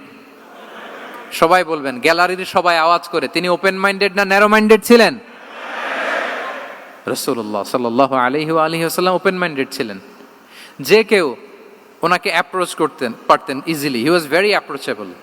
ছোট বড় আবাল বৃদ্ধ বনিতা ওনার সাথে কথা বলতে স্বাচ্ছন্দ্য বোধ করতো, ভয় পেত না। এজন্য সিরাতের পরতে পরতে দেখবেন, এক শিশু এসে প্রশ্ন করে, নারী এসে প্রশ্ন করে, বৃদ্ধ এসে প্রশ্ন করে, বন্ধু এসে প্রশ্ন করে, শত্রু এসে কনভারসেশন করে, সবাই এসে ওনার সাথে কথা বলতে পারতো। সুবহানাল্লাহ। এবং এগুলো উনি অ্যাকোমোডেট করতে পারতেন। কি করতে পারতেন?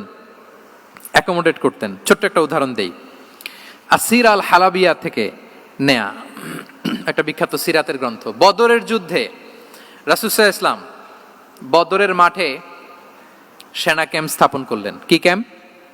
সেনা ক্যাম্প স্থাপন করলেন।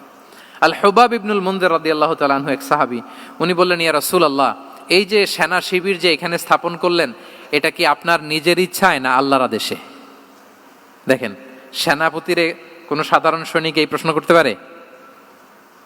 করলে চাকরি থাকবে? কিন্তু রাসূল সাল্লাল্লাহু আলাইহি ওয়াসাল্লামের কাছে সাহস নিয়ে আল হুবাব ইবনুল মুনজির বলে, ইয়া রাসূলুল্লাহ, এই যে সেনা শিবির স্থাপন করলেন, এটা কি আপনার ইচ্ছায় নাকি এটা ওয়াহি? রাসূল সাল্লাল্লাহু আলাইহি ওয়াসাল্লাম বললেন, না, এটা ওয়াহি না, এটা ওয়াহি না, বাল হুয়া রায়ু ওয়াল হারবু ওয়াল মাকিদা, না, এটা যুদ্ধের কৌশল হিসেবে আমি করেছি। আল হুবাব ইবনুল মুনজির বললেন, ইয়া রাসূলুল্লাহ, তাহলে সঠিক জায়গায় সেনা ক্যাম্প স্থাপন হয় নাই। রাসূলের দিকে তাকিয়ে বলতেছেন যে আপনি যেখানে করছেন ওখানে ঠিক হয় না ইয়া রাসূলুল্লাহ, আপনি অভয় দিলে আমি বলতে পারি কোথায় ঠিক হবে। রাসূল সাল্লাল্লাহু আলাইহি ওয়াসাল্লাম বললেন, তাই? আমি যেটা করছি এটা ঠিক হয় নাই, তাহলে কোনটা ঠিক বলো? উনি বললেন, ওই যে বদরে একটা কুয়া আছে যেখানে পানির ব্যবস্থা আছে, ওইটার সামনে ব্যারিকেড দিয়ে আমাদের শিবির করতে হবে। তাহলে আমরা বদরের কুয়া থেকে পানি খাইতে পারবো, সারাদিন পানি খাবো, আর কাফিররা যুদ্ধে তো মারা যাবে, পানির অভাবে মারা যাবে। সুবহানাল্লাহ পড়বেন না? রাসূল সাল্লাল্লাহু আলাইহি ওয়াসাল্লাম বললেন, আরে তাই তো, তুমি তো ঠিকই বলেছো, এভাবে তো আমি ভেবে দেখিনি। আবার তিনি অ্যানাউন্স করে দিলেন যে সেনা শিবির এখানে যেই তাবু টাঙানো হয়েছে এখান থেকে মুভ করে আল হুবাব যেখানে ইন্ডিকেট করেছে ঠিক ওই জায়গায় যে শিবির স্থাপন করো। তাহলে আওয়াজ করে বলুন, ওপেন মাইন্ডেড না ন্যারো মাইন্ডেড? আমরা অনেক সময় আমাদের অধীনস্থদের কথা শুনতে চাই না। অনেক সময় অধীনস্থদের মাথা থেকেও দারুণ দারুণ দুর্দান্ত আইডিয়া চলে আসতে পারে। ইগনোর করবেন না সব সময়, আপনি দেখবেন যে তার কাছ থেকে ভালো আইডিয়া এসছে কিনা। তাহলে রাসূল সাল্লাল্লাহু আলাইহি ওয়াসাল্লাম এটাকে ইগনোর না করে অ্যাকোমোডেট করলেন। সুবহানাল্লাহ। খন্দক যুদ্ধের কথা যদি দেখি, পরীক্ষা খননের অ্যাডভাইস কে দিয়েছিল? মক্কার কোন লোক? মদিনার? কে দিয়েছিল? সালমান আল ফারিসি। বাড়ি কোথায়? ইরান, পারস্য। হি ওয়াজ পার্সিয়ান বেসিকলি। তাহলে দেখেন, সেই পারস্য থেকে এসে বললেন যে এখানে পরীক্ষা খনন করলে ভালো হয়। 5.5 কিলোমিটার পরীক্ষা খনন করে ফেললেন। 4.5 মিটার প্রশস্ত, 3.5 মিটার হচ্ছে এটার ডেপথ। পুরো মদিনার সবাই মিলে এটা করে ফেললেন। তার মানে আমি সব বুঝি, আমি সব জানি, এই মেন্টালিটি থেকে আমাদের বেড়ে আসতে হবে। এটা হচ্ছে একটা ন্যারো মাইন্ডেড পার্সোনালিটির অধিকারী, যে আমি যেটা বলছি ওইটা, এটার পরে কোনো কথা নেই, এটা ভুল। বরং আমার টিমের মধ্যে থেকে যদি কোনো ভালো অপিনিয়ন আসে সেটা আমি রিভাইজ করব। কি বলেন, পারা যাবে না? তাহলে ওপেন মাইন্ডেড পার্সোনালিটি ছিলেন রাসূলুল্লাহ সাল্লাল্লাহু আলাইহি ওয়াসাল্লাম। 6 নম্বর মাইন্ডসেট হচ্ছে অন্টারপ্রেনাল মাইন্ডসেট। অন্টারপ্রেনাল, এখন তো এটা আপনারা সবাই খুব বেশি শোনেন, অন্টারপ্রেনারশিপ, অন্টারপ্রেনাল মাইন্ডসেট আসলে অনেক কিছুর সমন্বয় হয়। 1 নম্বর, যার প্রোঅ্যাক্টিভ অ্যাটিটিউড যাদের থাকে, solution focused not problem focused. Problem সৃষ্টি হইলে ওইদিকে ফোকাস না করে কিভাবে সলিউশন করা যায় ওইদিকে ফোকাস করতেন। এরপর যে হিউম্যান রিসোর্সের ভালো ম্যানেজ করতে পারে, রিসোর্স কম কিন্তু to take the best out of this resource. অনেকে দেখবেন যে ছোট্ট জিনিসকে অর্গানাইজ করে এত সুন্দর প্রেজেন্টেশন করে, আবার অনেকের অনেক আছে কিন্তু সেটাকে প্রেজেন্ট করতে পারে না, এরকম আছে না নাই? রাসূল সাল্লাল্লাহু আলাইহি ওয়াসাল্লাম অল্প রিসোর্স দিয়ে অনেক বড় কিছু অ্যারেঞ্জ করতে পারতেন, সুবহানাল্লাহ। এবং he was a very good talent hunter. রাসূল সাল্লাল্লাহু আলাইহি ওয়াসাল্লাম একজন চৌকস ট্যালেন্ট হান্টার ছিলেন।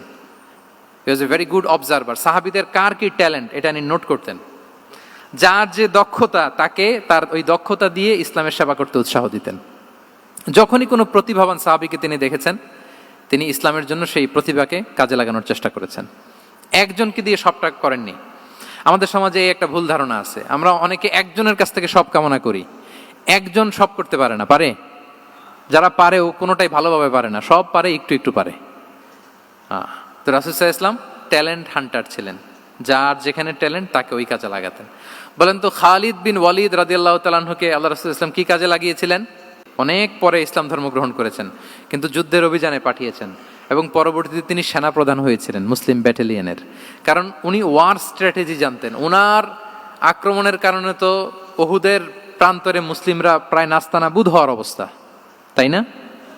অনেক পরে আল্লাহ তাআলা ওনাকে ইসলামের জন্য কবুল করলেন। তাহলে উনি ওয়ার স্ট্র্যাটেজি জানতেন, ফলে রাসূল সাল্লাল্লাহু আলাইহি ওয়াসাল্লাম ওনাকে যুদ্ধের জন্য কাজে লাগিয়েছেন। তাহলে সবাইকে একটা দিলে হবে না, প্যারাসিটামল 3 বেলা সবার জন্য হবে নাকি যার যে রোগ সে অনুযায়ী প্রেসক্রিপশন? খালিদ বিন ওয়ালিদ রাদিয়াল্লাহু তাআলা আনহু তিনি সমরবিদ ছিলেন, রণকৌশলী। ওনাকে বানিয়েছেন সেনাপ্রধান। আওয়াজ করে বলুন, কি প্রধান? উনি সেনাপ্রধান হয়েছিলেন। আচ্ছা, আপনারা হাসান বিন সাবিত রাদিয়াল্লাহু তাআলা আনহুর নাম শুনেছেন নিশ্চয়ই। ওনাকেও তো যুদ্ধের ময়দানে পাঠিয়েছেন না? ওনারা পাঠিয়েছেন। ওনারা দিয়ে কি করছেন বলেন? কবিতা লিখতেন। ওনার কাব্য প্রতিভা ছিল। উনি বেসিক্যালি যুদ্ধ করতে জানতেন না, এজন্য রাসূল সাল্লাল্লাহু আলাইহি ওয়াসাল্লাম যুদ্ধে ওনাকে পাঠাতেনও না। বিভিন্ন যুদ্ধে ওনাকে না পাঠিয়ে নারীদেরকে, মদিনার নারী শিশু ভালনারেবলস যারা আছে তাদেরকে দেখভাল করার জন্য মদিনায় উনি রেখে যেতেন, কারণ আল্লাহ তাআলা ওনাকে কাব্য প্রতিভা দিয়েছিলেন। ওনার এক এক কবিতা পড়লে গায়ের লোম খাড়া হয়ে যায়। You will have goosebumps, literally আপনার গায়ের পশম দাঁড়িয়ে যাবে।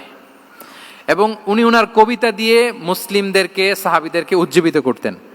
মসজিদে নববীতে আল্লাহ রাসূল সাল্লাল্লাহু আলাইহি ওয়াসাল্লাম ওনার মিম্বারের পাশে শুধু হাসান বিন সাবিতের রাদিয়াল্লাহু তাআলা আনহুর জন্য আলাদা একটা মিম্বার বানিয়েছিলেন, যে হাসান তুমি ওখানে উঠে কবিতা লিখে আমার সাহাবাদেরকে উজ্জীবিত করবে জিহাদের জন্য। আল্লাহু আকবার। তাহলে একজনকে সেনাপ্রধান, আরেকজনকে জাতীয় কবি, আরেকজনকে হাসান বিন সাবিত রাদিয়াল্লাহু তাআলা আনহুকে কি বানালেন? জাতীয় কবি বানালেন। আচ্ছা, হুযাইফা ইবনুল ইয়ামান রাদিয়াল্লাহু তাআলা আনহু, ওনার ছিল ডিটেকটিভ মাইন্ড, এজন্য ওনাকে রাসূল সাল্লাল্লাহু আলাইহি ওয়াসাল্লাম মদিনার গোয়েন্দা বিভাগের প্রধান বানিয়েছেন, হেড অফ ডিটেকটিভ ডিভিশন। হুযাইফা ইবনুল ইয়ামান ছিলেন মদিনার কি? হেড অফ ইন্টেলিজেন্স, গোয়েন্দা বিভাগের প্রধান। মুআয ইবনে জাবাল রাদিয়াল্লাহু তাআলা আনহু প্রশাসনিক কাজ খুব ভালো বুঝতেন। মদিনার সবচাইতে বড় সিনিয়র আমলা ছিলেন মদিনা রাষ্ট্রের সবচাইতে সিনিয়র আমলা মুআয ইবনে জাবাল রাদিয়াল্লাহু তাআলা আনহুকে রাসূল সাল্লাল্লাহু আলাইহি ওয়াসাল্লাম কবিতা লেখার দায়িত্বও দেন নাই, গোয়েন্দাগিরি করতে দেন নাই, ওনাকে ইয়ামানের গভর্নর করে পাঠিয়েছেন। সুবহানাল্লাহি বিহামদি। তাহলে যার যে যোগ্যতা তাকে সেই জায়গায় কাজে লাগানো, এটাকে বলে এন্টারপ্রেনাল মাইন্ডসেট। এটা কি বলে? এন্টারপ্রেনাল মাইন্ডসেট। আল্লাহ হাবিব সাল্লাল্লাহু আলাইহি ওয়াসাল্লামের এই মাইন্ডসেট ছিল। 7 নম্বর মাইন্ডসেট হচ্ছে কনসিডারেট মাইন্ডসেট। কনসিডারেট মানে হচ্ছে সুবিবেচক, যার বিবেচনা আছে, অথবা যে অন্যের প্রতি সহানুভূতিশীল, উচ্চ বিবেকবোধ সম্পন্ন ব্যক্তিত্ব। রাসূল সাল্লাল্লাহু আলাইহি ওয়াসাল্লাম he was the man of 6 senses. ওনার 6টা সেন্স কাজ করতে একসাথে। কয়টা? আমাদের করে কয়টা? 5টা তো আল্লাহ দিছে, অনেকের 3টাও কাজ করে না। কোন দিক দিয়ে কি হচ্ছে দিন দুনিয়ায় নাই, সে একেবারে অন্য জগতের মানুষ। কি হচ্ছে চোখ কান খোলা নাই, কিছু জানা নাই। কিন্তু রাসূল সাল্লাল্লাহু আলাইহি ওয়াসাল্লাম he was man of 6 senses. চারদিকে কোথায় কি হচ্ছে, কার একটু অসুবিধা হয়ে যাচ্ছে, কার একটু সমস্যা, খুব অন্যের ব্যথায় ব্যথিত ছিলেন, অন্যের দুঃখে দুঃখী ছিলেন। অন্যের প্রতি সহানুভূতি ছিলেন, ম্যান অফ সিক্স সেন্সেস ছিলেন তিনি। সিরাত থেকে দু একটা উদাহরণ দেখেন। একবার রাতের নামাজ, সম্ভবত এশার নামাজ, খুব ছোট্ট করে শেষ করে দিলেন। তো সাহাবারা জিজ্ঞেস করলেন, ইয়া রাসূলুল্লাহ, নামাজ তো এত তাড়াহুড়ো করতে আপনাকে কখনো দেখিনি। তিনি বললেন, আমি নামাজের মাঝখানে এক ছোট্ট বাচ্চার কান্না শুনেছি। আনাস রাদিয়াল্লাহু বর্ণনা করেন যে কানা রাসূলুল্লাহ সাল্লাল্লাহু আলাইহি ওয়াসাল্লাম ইয়াসমাউ বুকা আস-সাবিয়্যি মা উম্মি। আমি যখন নামাজে ইমামতি করছি, পেছনে মহিলাদের কাতারের ওখান থেকে একটা ছোট্ট শিশুর কান্নার আওয়াজ আমার কানে আসলো। দেখেন কি সেন্স। তো আমার মনে হচ্ছিল বাচ্চার কান্নায় পেছনের কাতারে মায়ের বড্ড কষ্ট হচ্ছে। যেই মাটা বাচ্চাটাকে নিয়ে এসছে উইমেন প্রেয়ার হলে, তাকে বাচ্চাটাকে ম্যানেজ করতে বা সামলাতে মায়ের বড্ড কষ্ট হয়ে যাচ্ছে আমার মনে হচ্ছে। এজন্য আমি নামাজটা একটু শর্টকাটে শেষ করে দিয়েছি। Could you imagine that? কি নবী আমরা পেয়েছি, কিরকম কনসিডারেট ছিলেন, কতটা সুবিবেচক ছিলেন, অন্যের প্রতি কতটা সহানুভূতিশীল ছিলেন তিনি, অন্যের যাতে কোনো সমস্যা না হয় এটা খেয়াল করতেন। মুআয ইবনে জাবাল রাদিয়াল্লাহু তাআলা আনহুকে মদিনার পাশেই এক মসজিদের ইমাম করে পাঠালেন। উনি ইমামতির দায়িত্ব পেয়ে একবার মাগরিবের নামাজে সূরা বাকারা তেলাওয়াত শুরু করলেন। তো ওনার হয়তো তেলাওয়াত করতে করতে একটা ইমোশন চলে আসছে। উনি তো সুরের ঝংকার দিয়ে তেলাওয়াত করতেছেন। এখন পেছনে যারা মুসল্লি ছিল এরা ছিল সব কৃষিজীবী সাহাবী। এরা কি ছিল? সারা দিন ওট দিয়ে, খেজুর গাছে পানি দিয়ে জান যায় কোনো রকম ফরজ পেরে যায় ঘুমাইতে হবে। এই সাহাবীরা যখন পিছনে দাঁড়াইছে আর উনি ধরছে কোন সূরা? সূরাতুল বাকারা। এখন ওনারা তো আর থাকতে পারে না, ওনার সাথে থাকতে না পারে এক সাহাবী নামাজ রেখে দিয়ে ডাইরেক্ট রাসূল সাল্লাল্লাহু আলাইহি ওয়াসাল্লামের কাছে, কারণ বড় হুজুর তো আছে মদিনায়। যে বিচার দিছি ইয়া রাসূলুল্লাহ, দেখেন এমন একজনকে ইমাম করে অ্যাসাইন করেছেন, উনি মাগরিবের সালাতে সূরা বাকারা পড়ে, আর আমরা হচ্ছি কৃষিজীবী শ্রমজীবী সাহাবী, আমাদের তো এত বড় কেরাতের সাথে জয়েন করা সম্ভব না। রাসূল সাল্লাল্লাহু আলাইহি ওয়াসাল্লাম রেগে গেলেন, চেহারাটা আগুনের গোলার মতো লাল হয়ে গেল। মুআয ইবনে জাবাল রাদিয়াল্লাহু তাআলা আনহুকে ডেকে পাঠালেন, ডেকে বললেন, আফাত্তানুন আনতা ইয়া মুআয, আফাত্তান, তুমি কি ফিতনা সৃষ্টি করতেছো? ওখানে পাঠাইছি কমিউনিটির ইউনিটি ধরে রাখার জন্য, তুমি ওখানে যে ফিতনা সৃষ্টি করতেছো। তুমি কি সাব্বিহ ইসমা রাব্বিকাল আ'লা এই সূরা তোমার মুখস্থ নাই? ওয়াদ-দুহা ওয়াল-লাইলি ইযা সাজা এটা পারো না? ওয়াশ-শামসি ওয়া দুহাহা এটা মুখস্থ নাই? তো তুমি কেন এই সূরাগুলো দিয়ে নামাজ পড়াও না? কেন পড়াও না? এরপর তিনি বললেন, যখন ইমামতির সুযোগ পাবে, সুযোগ পেয়ে লম্বা কেরাত ধরো না, ছোট্ট কেরাত দিয়ে নামাজ শেষ করো। কেননা তোমার পেছনে বয়স্করা আছে, মুরব্বীরা আছে, অসুস্থরা আছে।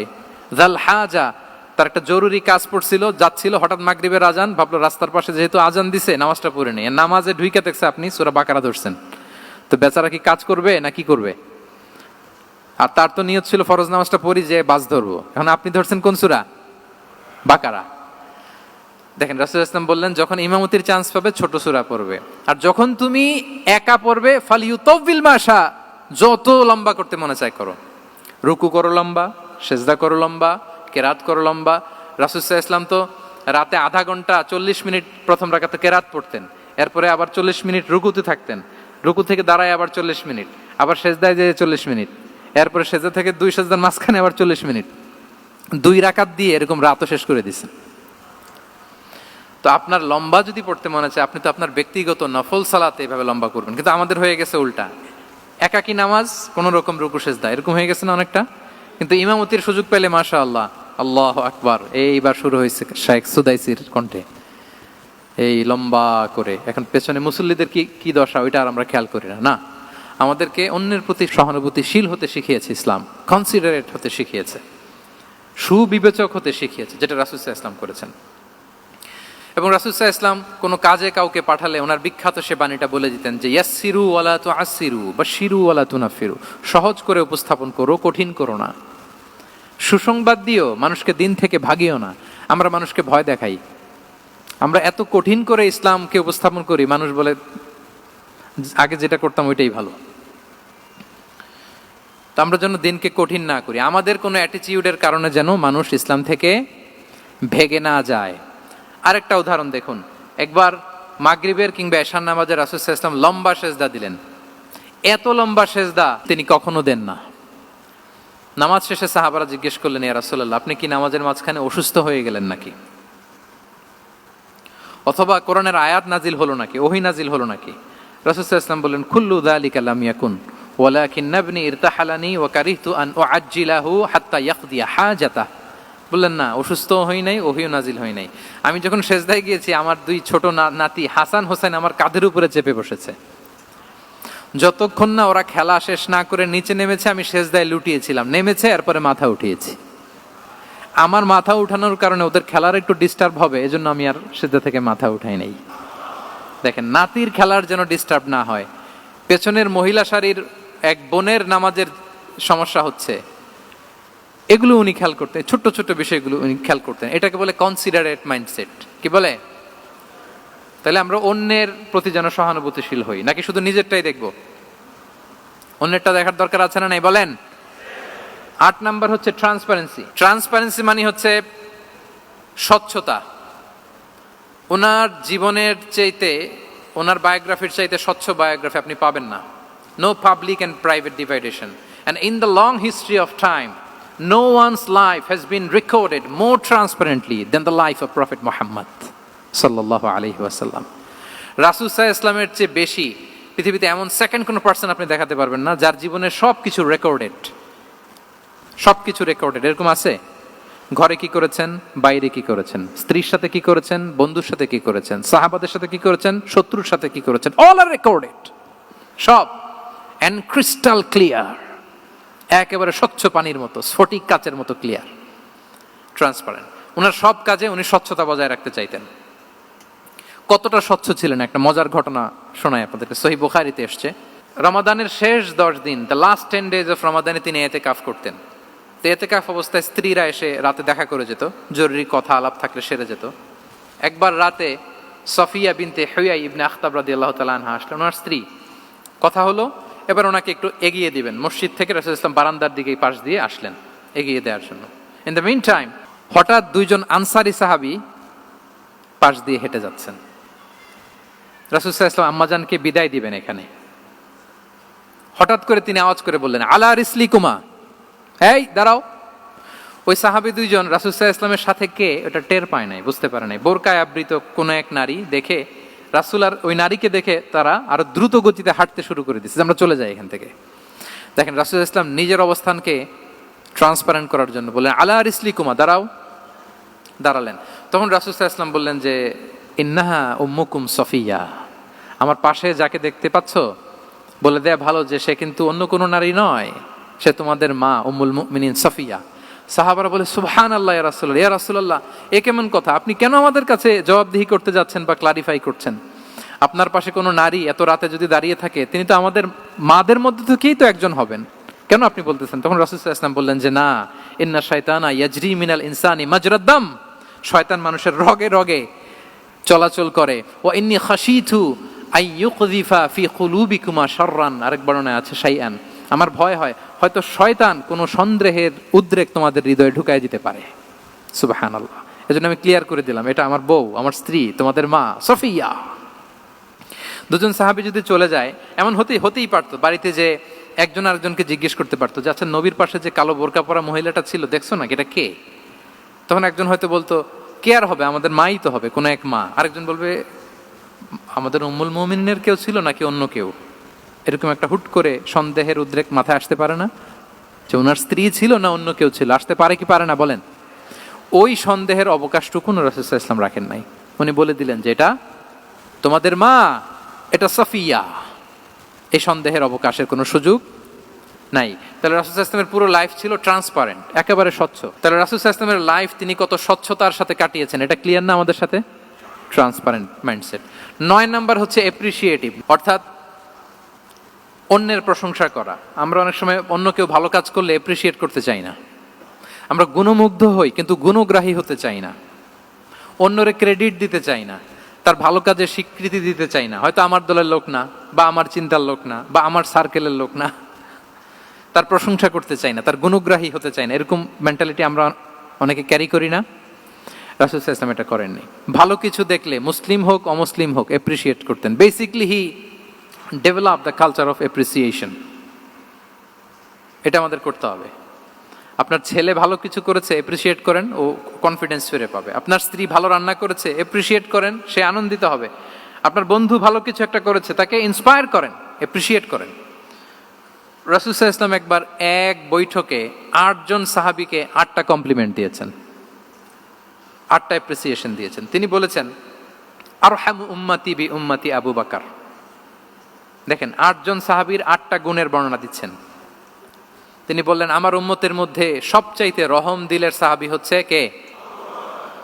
আবু বকর রাদিয়াল্লাহু তাআলা। এত রহম দিলের ছিলেন, উনি যখন আল্লাহ রাসূল সাল্লাল্লাহু আলাইহি ওয়াসাল্লামের ইন্তেকালের পরে মসজিদে নববীতে যখন নামাজে দাঁড়াতেন, কান্নার চোটে উনি কেরাতই পড়তে পারতেন না।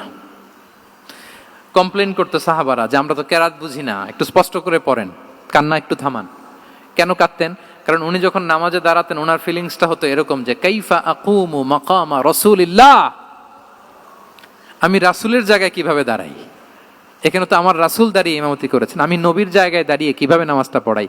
এই অনুভব থেকে উনি যে কাঁদতে শুরু করতেন, এই কান্নার ধাক্কায় উনি আর তেলাওয়াতই আগাতে পারতেন না।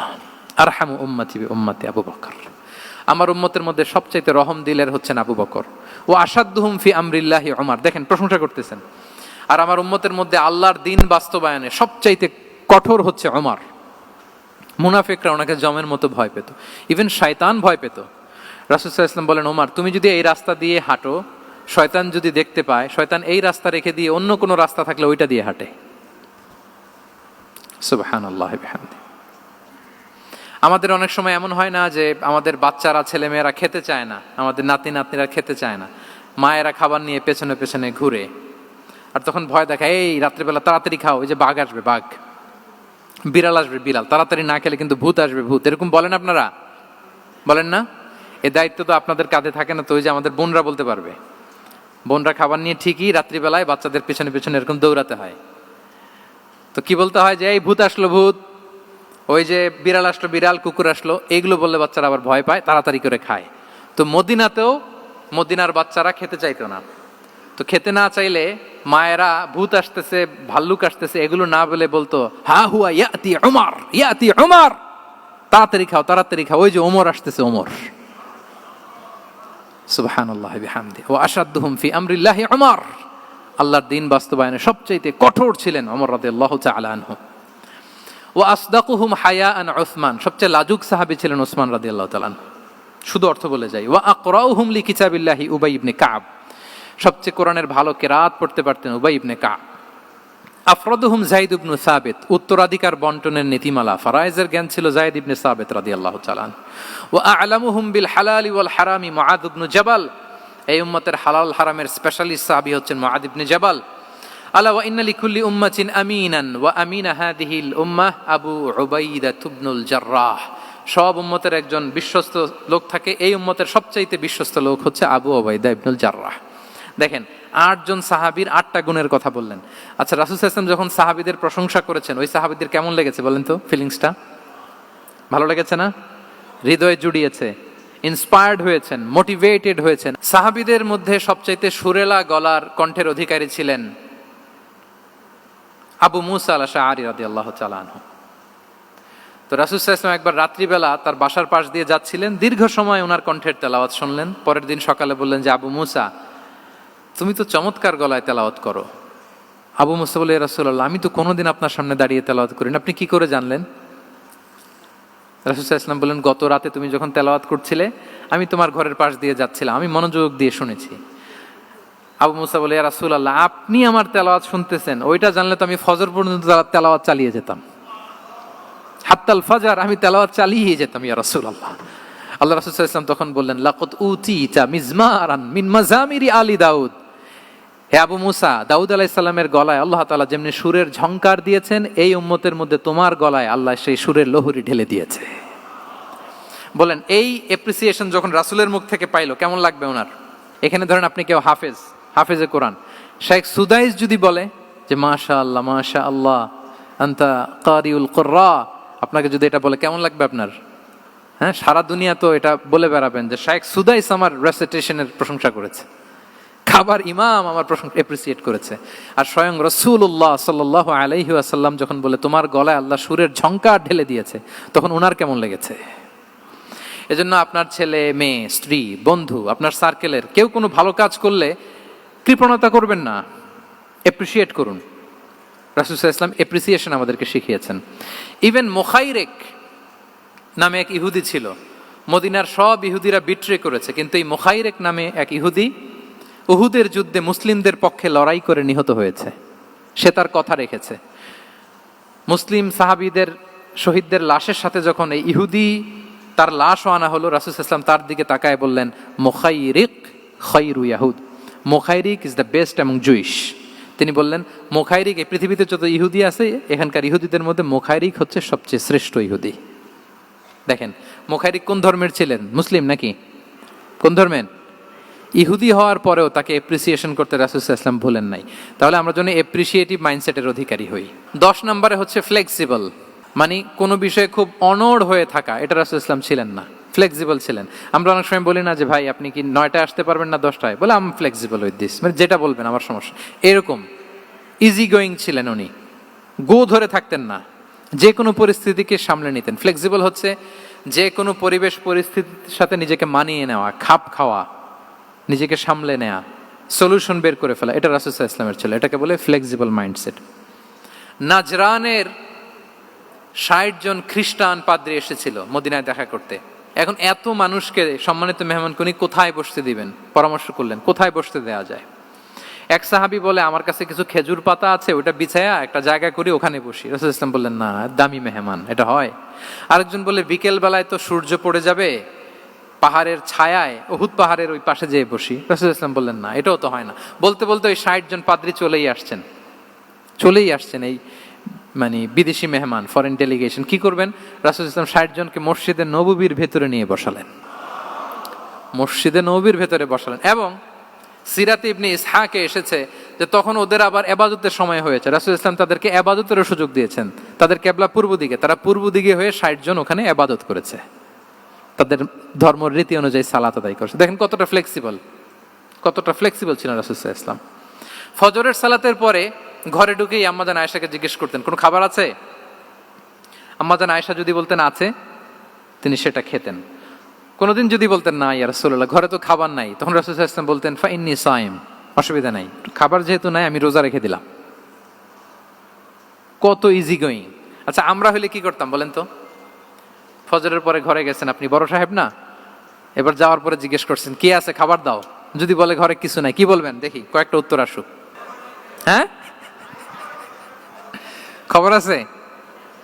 এই তো যদি আমরা আলহামদুলিল্লাহ বলি, that is called easy going and flexible mindset. এটাই হওয়া উচিত। খাবার থাকলে খেতেন, না থাকলে বলতেন okay I am fasting, it's not a big deal, ফা ইন্নী সাইম, যেহেতু নাই কি আর করবো, আমি রোজা রেখে দিলাম। এরকম ইজি গোয়িং ছিলেন। দেখেন his life was so simple but so special. হ্যাঁ, মুহাম্মদ সাল্লাল্লাহু আলাইহি ওয়াসাল্লাম তাহলে ফ্লেক্সিবল ছিলেন। 11 নাম্বার হচ্ছে অপটিমিস্টিক মাইন্ডসেটের অধিকারী ছিলেন। অপটিমিস্টিক, পেসিমিস্টিক ছিলেন না, মানে ইতিবাচক চিন্তা করতেন সবসময়। কি চিন্তা করতেন? আপনি আজকের এই হল রুমের কিছু ভুল ধরতে পারবেন না? যদি বলে যে কয়েকটা ভুল ধরেন, বলবেন যে এই সমস্যা, সাউন্ডের সমস্যা, ওইদিকে এটা নাই, ওইদিকে এটা নাই, এটা হচ্ছে ভুল। আপনি পেসিমিস্টিকটা ধরলেন। এবার যদি বলা হয় আজকের এই প্রোগ্রামের কয়েকটা পজিটিভ দিক বলেন, তখন আপনি কিন্তু কয়েকটা পয়েন্ট বের করতে পারবেন যে এটা ছিল একটা ইতিবাচক দিক, এই প্রোগ্রামের এটা ছিল একটা পজিটিভ দিক। তো রাসূল সাল্লাল্লাহু আলাইহি ওয়াসাল্লাম ওই পজিটিভ দিকগুলোতে ফোকাস করতেন। হ্যাঁ, come back positive, not go back negative. রাসূল সাল্লাল্লাহু আলাইহি ওয়াসাল্লামের কাছে এসে যদি কেউ বলতে ইয়া রাসূলুল্লাহ আমি খুব অসুস্থ, রাসূল সাল্লাল্লাহু আলাইহি ওয়াসাল্লাম বলতেন লা বাসা আলাইকা তুহুরুন ইনশাআল্লাহ। ইয়া রাসূলুল্লাহ আমি অসুস্থ, রাসূল সাল্লাল্লাহু আলাইহি ওয়াসাল্লাম বলতেন আরে don't worry, it will cleanse up you from your sins if Allah wish, ইনশাআল্লাহ এতে তোমার যে গুনাহ টুনা আছে, পাপ আছে, এই পাপগুলোকে আল্লাহ তাআলা এই অসুস্থতা দিয়ে মোচন করে দিচ্ছেন। পড়েন সুবহানাল্লাহ। তাইলে আপনি অসুস্থতার মধ্যে একটু হালকা হলেন না, যে জ্বরে ভুগতেছি কিন্তু এই জ্বরে নাকি আমার গুনাহ মাফ হয়ে যায়। পেটের ব্যথায় আক্রান্ত, মাথা ব্যথায় আক্রান্ত, কিন্তু এটাতে নাকি আল্লাহ আমার পাপ মোচন করে দেয়, তাহলে একটু ভাল লাগবে না?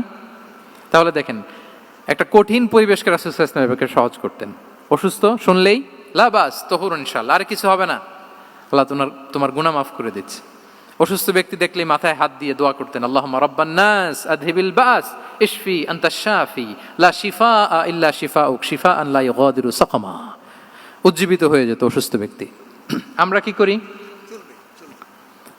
কি করি? কাউকে অসুস্থ দেখলে, রোগাক্রান্ত দেখলে, ওই রোগে সবচাইতে কষ্ট পেয়ে যে মারা গেছে তার ঘটনা বলা শুরু করি যে হায় রে ভাই আপনার ক্যান্সার, আমার এক খালা ছিল ক্যান্সারের 4th স্টেজে চলে গেছিল, 14টা কেমো দেয়া লাগছে, এই যে ফিরিস্তি একেবারে ওনার দাফন কাফন পর্যন্ত। এখন বলেন ওই লোক যাও সুস্থ ছিল, এখন আর সুস্থ থাকবে? কথা বলেন, থাকবে? একটা দিব্যি সুস্থ মানুষকে যদি আপনি বলেন ভাই আপনাকে দেখতে কেমন যেন একটু রোগা রোগা লাগতেছে, অসুস্থ নাকি? এরপরে প্ল্যান করে ধরেন আপনি বললেন, উনি আবার ওদিকে যাওয়ার পরে আরেকজনকে প্ল্যান করে বলতে বললেন, ও বললো ভাই ব্যাপার কি, চেহারাটা কেমন শুকনা শুকনা।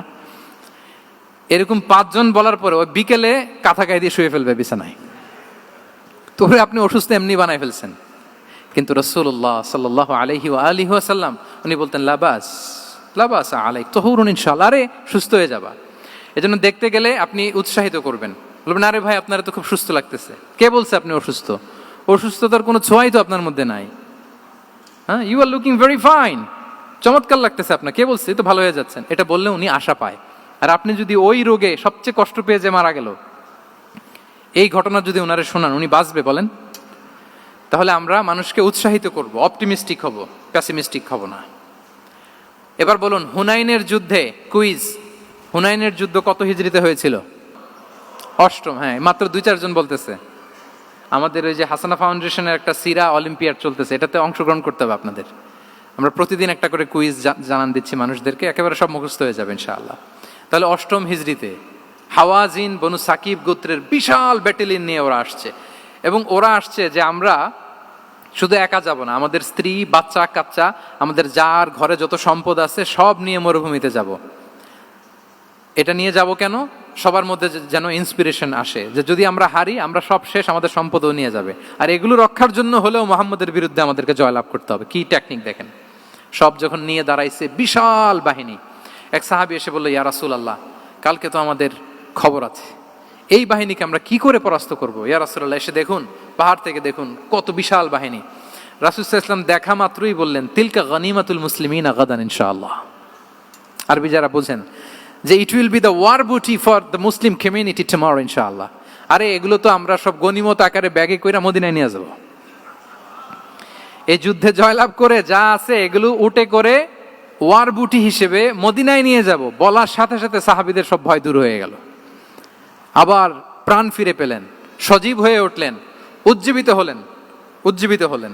তাহলে আমরা অপটিমিস্টিক হব, আমরা ইতিবাচক চিন্তা করব। এবং ইসলাম আল্লাহ তাআলার ব্যাপারেও আমাদেরকে ইতিবাচক ধারণা রাখতে উৎসাহিত করে। হাদিসে কুদসিতে আল্লাহ বলেন আনা ইনদা যান্নি আবিদি বি, আমার বান্দার নিকট আমি তেমন, আমার বান্দা আমার ব্যাপারে ঠিক যেমন ধারণা করে। আপনি যদি ধারণা করেন আল্লাহ দয়ালু, ঠিক আল্লাহ তাআলাকে দয়ালু পাবেন। এখন বলেন আল্লাহর ব্যাপারে কার ধারণা কেমন? আল্লাহ তাআলা খুব প্রতিশোধ পরায়ণ না? প্রচন্ড রাগী, আমাদের সবাইকে জাহান্নামে দেওয়ার জন্য বসে আছেন না? তাহলে কি ধারণা বলেন তো? তিনি দয়াময়, তিনি মেহেরবান, তিনি আমাদেরকে অবশ্যই ক্ষমা করবেন। এই বিশ্বাস আল্লাহর প্রতি আমাদের সবার আছে তো? এই বিশ্বাস যদি থাকে ঠিকই আল্লাহ তাআলাকে রহমান রাহিম হিসেবেই আপনি পাবেন। লাস্ট হচ্ছে রেজিলিয়েন্ট। শেষ, I am going to conclude my speech today. Resilient হচ্ছে যাকে থামানো যায় না, আনস্টপেবল। সংকট কাটিয়ে ঘুরে দাঁড়ানোর সামর্থ্য যার থাকে তাকে বলে রেজিলিয়েন্ট। লেগে থাকার মানসিকতা, টিকে থাকার যোগ্যতা, সহজে হার না মানার যে অ্যাটিটিউড, এটাকে বলে রেজিলিয়েন্ট মাইন্ডসেট। রাসূল সাল্লাল্লাহু আলাইহি ওয়াসাল্লামকে আল্লাহ তাআলা এই মাইন্ডসেট দিয়েছিলেন। ওনাকে হারাইতে পারছে কেউ? জীবনের সাথে এটা সেট করে নেন যে আমি কখনো হারি না, আমি হয় জিতি নয় শিখি। আমি কখনো হয় জিতি নয় শিখি। এই মাইন্ডসেট যদি গ্রো করেন আপনার হারাইতে পারবে কেউ? পারবে না। রাসূল সাল্লাল্লাহু আলাইহি ওয়াসাল্লাম he was unstoppable, having unbelievable সবর। ধৈর্যের পাহাড় নিয়ে, আনস্টপেবল অ্যাটিটিউড নিয়ে তিনি শুধু সামনে গিয়েছেন, পেছনে যান নাই কখনো। সীমাহীন কষ্ট আর সংগ্রামের মধ্য দিয়ে গিয়েছেন, থামাতে পারে নাই ওনাকে কেউ পারে নাই। ইয়াতিম হিসেবে জন্মগ্রহণ করলেন, পৃথিবীর আলো দেখবার আগে বাবাকে হারালেন, ছোট বয়সে মাকে হারালেন, পরে দাদাকে হারালেন, এরপর চাচাকে হারালেন। শিয়াবে আবি তালেবে জেল খেটেছেন 3 বছর। Physical torture, mental torture, life threat, হত্যা করার ষড়যন্ত্র হয়েছে। আল্লাহ তাআলা বলেছেন আজ রাতে হিজরত করো। ব্ল্যাক ম্যাজিক করা হয়েছে। লাবিদ ইবনুল আসাম, এক ইহুদিদের মিত্র, ওনাকে ব্ল্যাক ম্যাজিক করেছে। মারার জন্য খাদ্যে বিষ মিশিয়ে দেয়া হয়েছিল। বাজুর মাংস, খাসির বাজুর মাংস পছন্দ করতেন। খাইবারের এক ইহুদি নারী এই ছাগলের এই মাংসের মধ্যে বিষ দিয়েছিলেন। ইহুদিদের পক্ষ থেকে betray, treachery, conspiracy and what not, কি বাকি ছিল বলেন? ষড়যন্ত্রের এমন কোনো ধরন ছিল না যেটা তারা বাকি রেখেছে। কিন্তু রাসূল সাল্লাল্লাহু আলাইহি ওয়াসাল্লামকে কি থামানো গিয়েছিল? বলেন, থামানো গিয়েছিল? গোটা বিশ্বব্যাপী উনি ছড়িয়ে দিয়েছিলেন লা ইলাহা মুহাম্মাদুর, so nothing can stop him. আমাদের যে লক্ষ্য, ওই লক্ষ্য পানে আমরা পৌঁছবই, আমাদেরকে কোনো কিছু থামাতে পারবে না ইনশাআল্লাহ। বলেন, আমরা আমাদের লক্ষ্য পানে মানজালে মাকসাদে দৌড়ে দৌড়ে যাব। আমাদেরকে থামিয়ে দেয়া হলে আমরা হাঁটতে থাকব, সেখানে আমাদেরকে আঘাত করা হলে আমরা হামাগুড়ি দিয়ে সামনের দিকে যেতে থাকব, সেখানেও থামিয়ে দেওয়ার চেষ্টা করা হলে আমরা আমাদের মঞ্জিলে মাকসুদের দিকে অপলক নেত্রে চেয়ে থাকব। আমাদেরকে কেউ থামাতে পারবে? রেজিলিয়েন্ট, অনর, অটল, আনস্টপেবল, এই মাইন্ডসেটের অধিকারী ছিলেন। ফলেই তিনি লা ইলাহার বাণীকে গোটা বিশ্বে ছড়িয়ে দিতে পেরেছেন। তাহলে আমরা রেজিলিয়েন্ট হতে চাই কি চাই না বলেন? সম্মানিত শুধু মোট কয়টা মাইন্ডসেট জানলাম? 12টা। এগুলোকে আমরা নিজেদের মধ্যে ধারণ করতে পারবো ইনশাআল্লাহ। কারণ রাসূল সাল্লাল্লাহু আলাইহি ওয়াসাল্লাম আমাদের জন্য যা নিয়ে এসেছেন ওইটাই আমাদের আঁকড়ে ধরতে হবে। যেটা বারণ করেছেন ওইটা থেকে আমাদের দূরে থাকতে হবে। যে আয়াত দিয়ে শুরু করেছিলাম সূরা হাশরে, রমা আতাকুমুর রাসূলু ফাখুযুহু ওয়া মা নাহাকুম আনহু ফানতাহু। নবী যা এনেছে ধরো, নবী যা বারণ করেছে সেগুলো ছেড়ে দাও। আমরা আল্লাহ তাআলার কাছে কামনা করি আমার নবী ওনার যে থট প্রসেসকে ডেভেলপ করেছেন, ওনার যে অ্যাপ্রোচ এন্ড মাইন্ডসেটকে ডেভেলপ করেছেন, আমরাও যেন আমাদের মাইন্ডসেটকে ঠিক ওইভাবে করতে পারি। আমাদের রাসূল সাল্লাল্লাহু আলাইহি ওয়াসাল্লাম যেভাবে চিন্তা করতেন, আমাদের ভাবনা এবং চিন্তার আঙ্গিনাও যেন ঠিক সেই রকম হয়। আমরা সবাই পড়ি আমিন। তার মাইন্ডসেট হবে আমাদের মাইন্ডসেট। কি বলেন? পারা যাবে তো ইনশাআল্লাহ? তাহলে কয়টা মাইন্ডসেটের কথা বলেছি? 1 নম্বরে কি ছিল? God centric. 2 নম্বরে ভিশন ওরিয়েন্টেড। 3 নম্বরে উইজডম ড্রিভেন। 4 নম্বরে রিফর্ম সেন্ট্রিক। 5 নম্বর ওপেন মাইন্ডেড। 6 নম্বর এন্টারপ্রেনার। 7 নম্বর কনসিডারেট। 8 নম্বর ট্রান্সপারেন্ট। 9 নম্বর অ্যাপ্রিশিয়েটিভ। 10 নম্বর ফ্লেক্সিবল। 11 নম্বর অপটিমিস্টিক এবং 12 নম্বর রেজিলিয়েন্ট। এটা ছিল রাসূল সাল্লাল্লাহু আলাইহি ওয়াসাল্লামের মাইন্ডসেট। এই মাইন্ডসেট দিয়ে যদি আমরা আমাদের মাইন্ডসেটকে সাজাতে পারি, আমাদের সফলতা দুনিয়া এবং আখিরাতে কেউ ঠেকাতে পারবে? আল্লাহ তাআলা আমাদের সবাইকে কথাগুলো বোঝার ও আমল করার তৌফিক দান করুক। হাদা মা ইনদি ওয়াল ইলমু ইনদাল্লাহি আলাইহি তাওয়াক্কালতু ওয়া ইলাইহি উনীব। আসসালামু আলাইকুম ওয়া রাহমাতুল্লাহি তাআলা ওয়া বারাকাতুহু।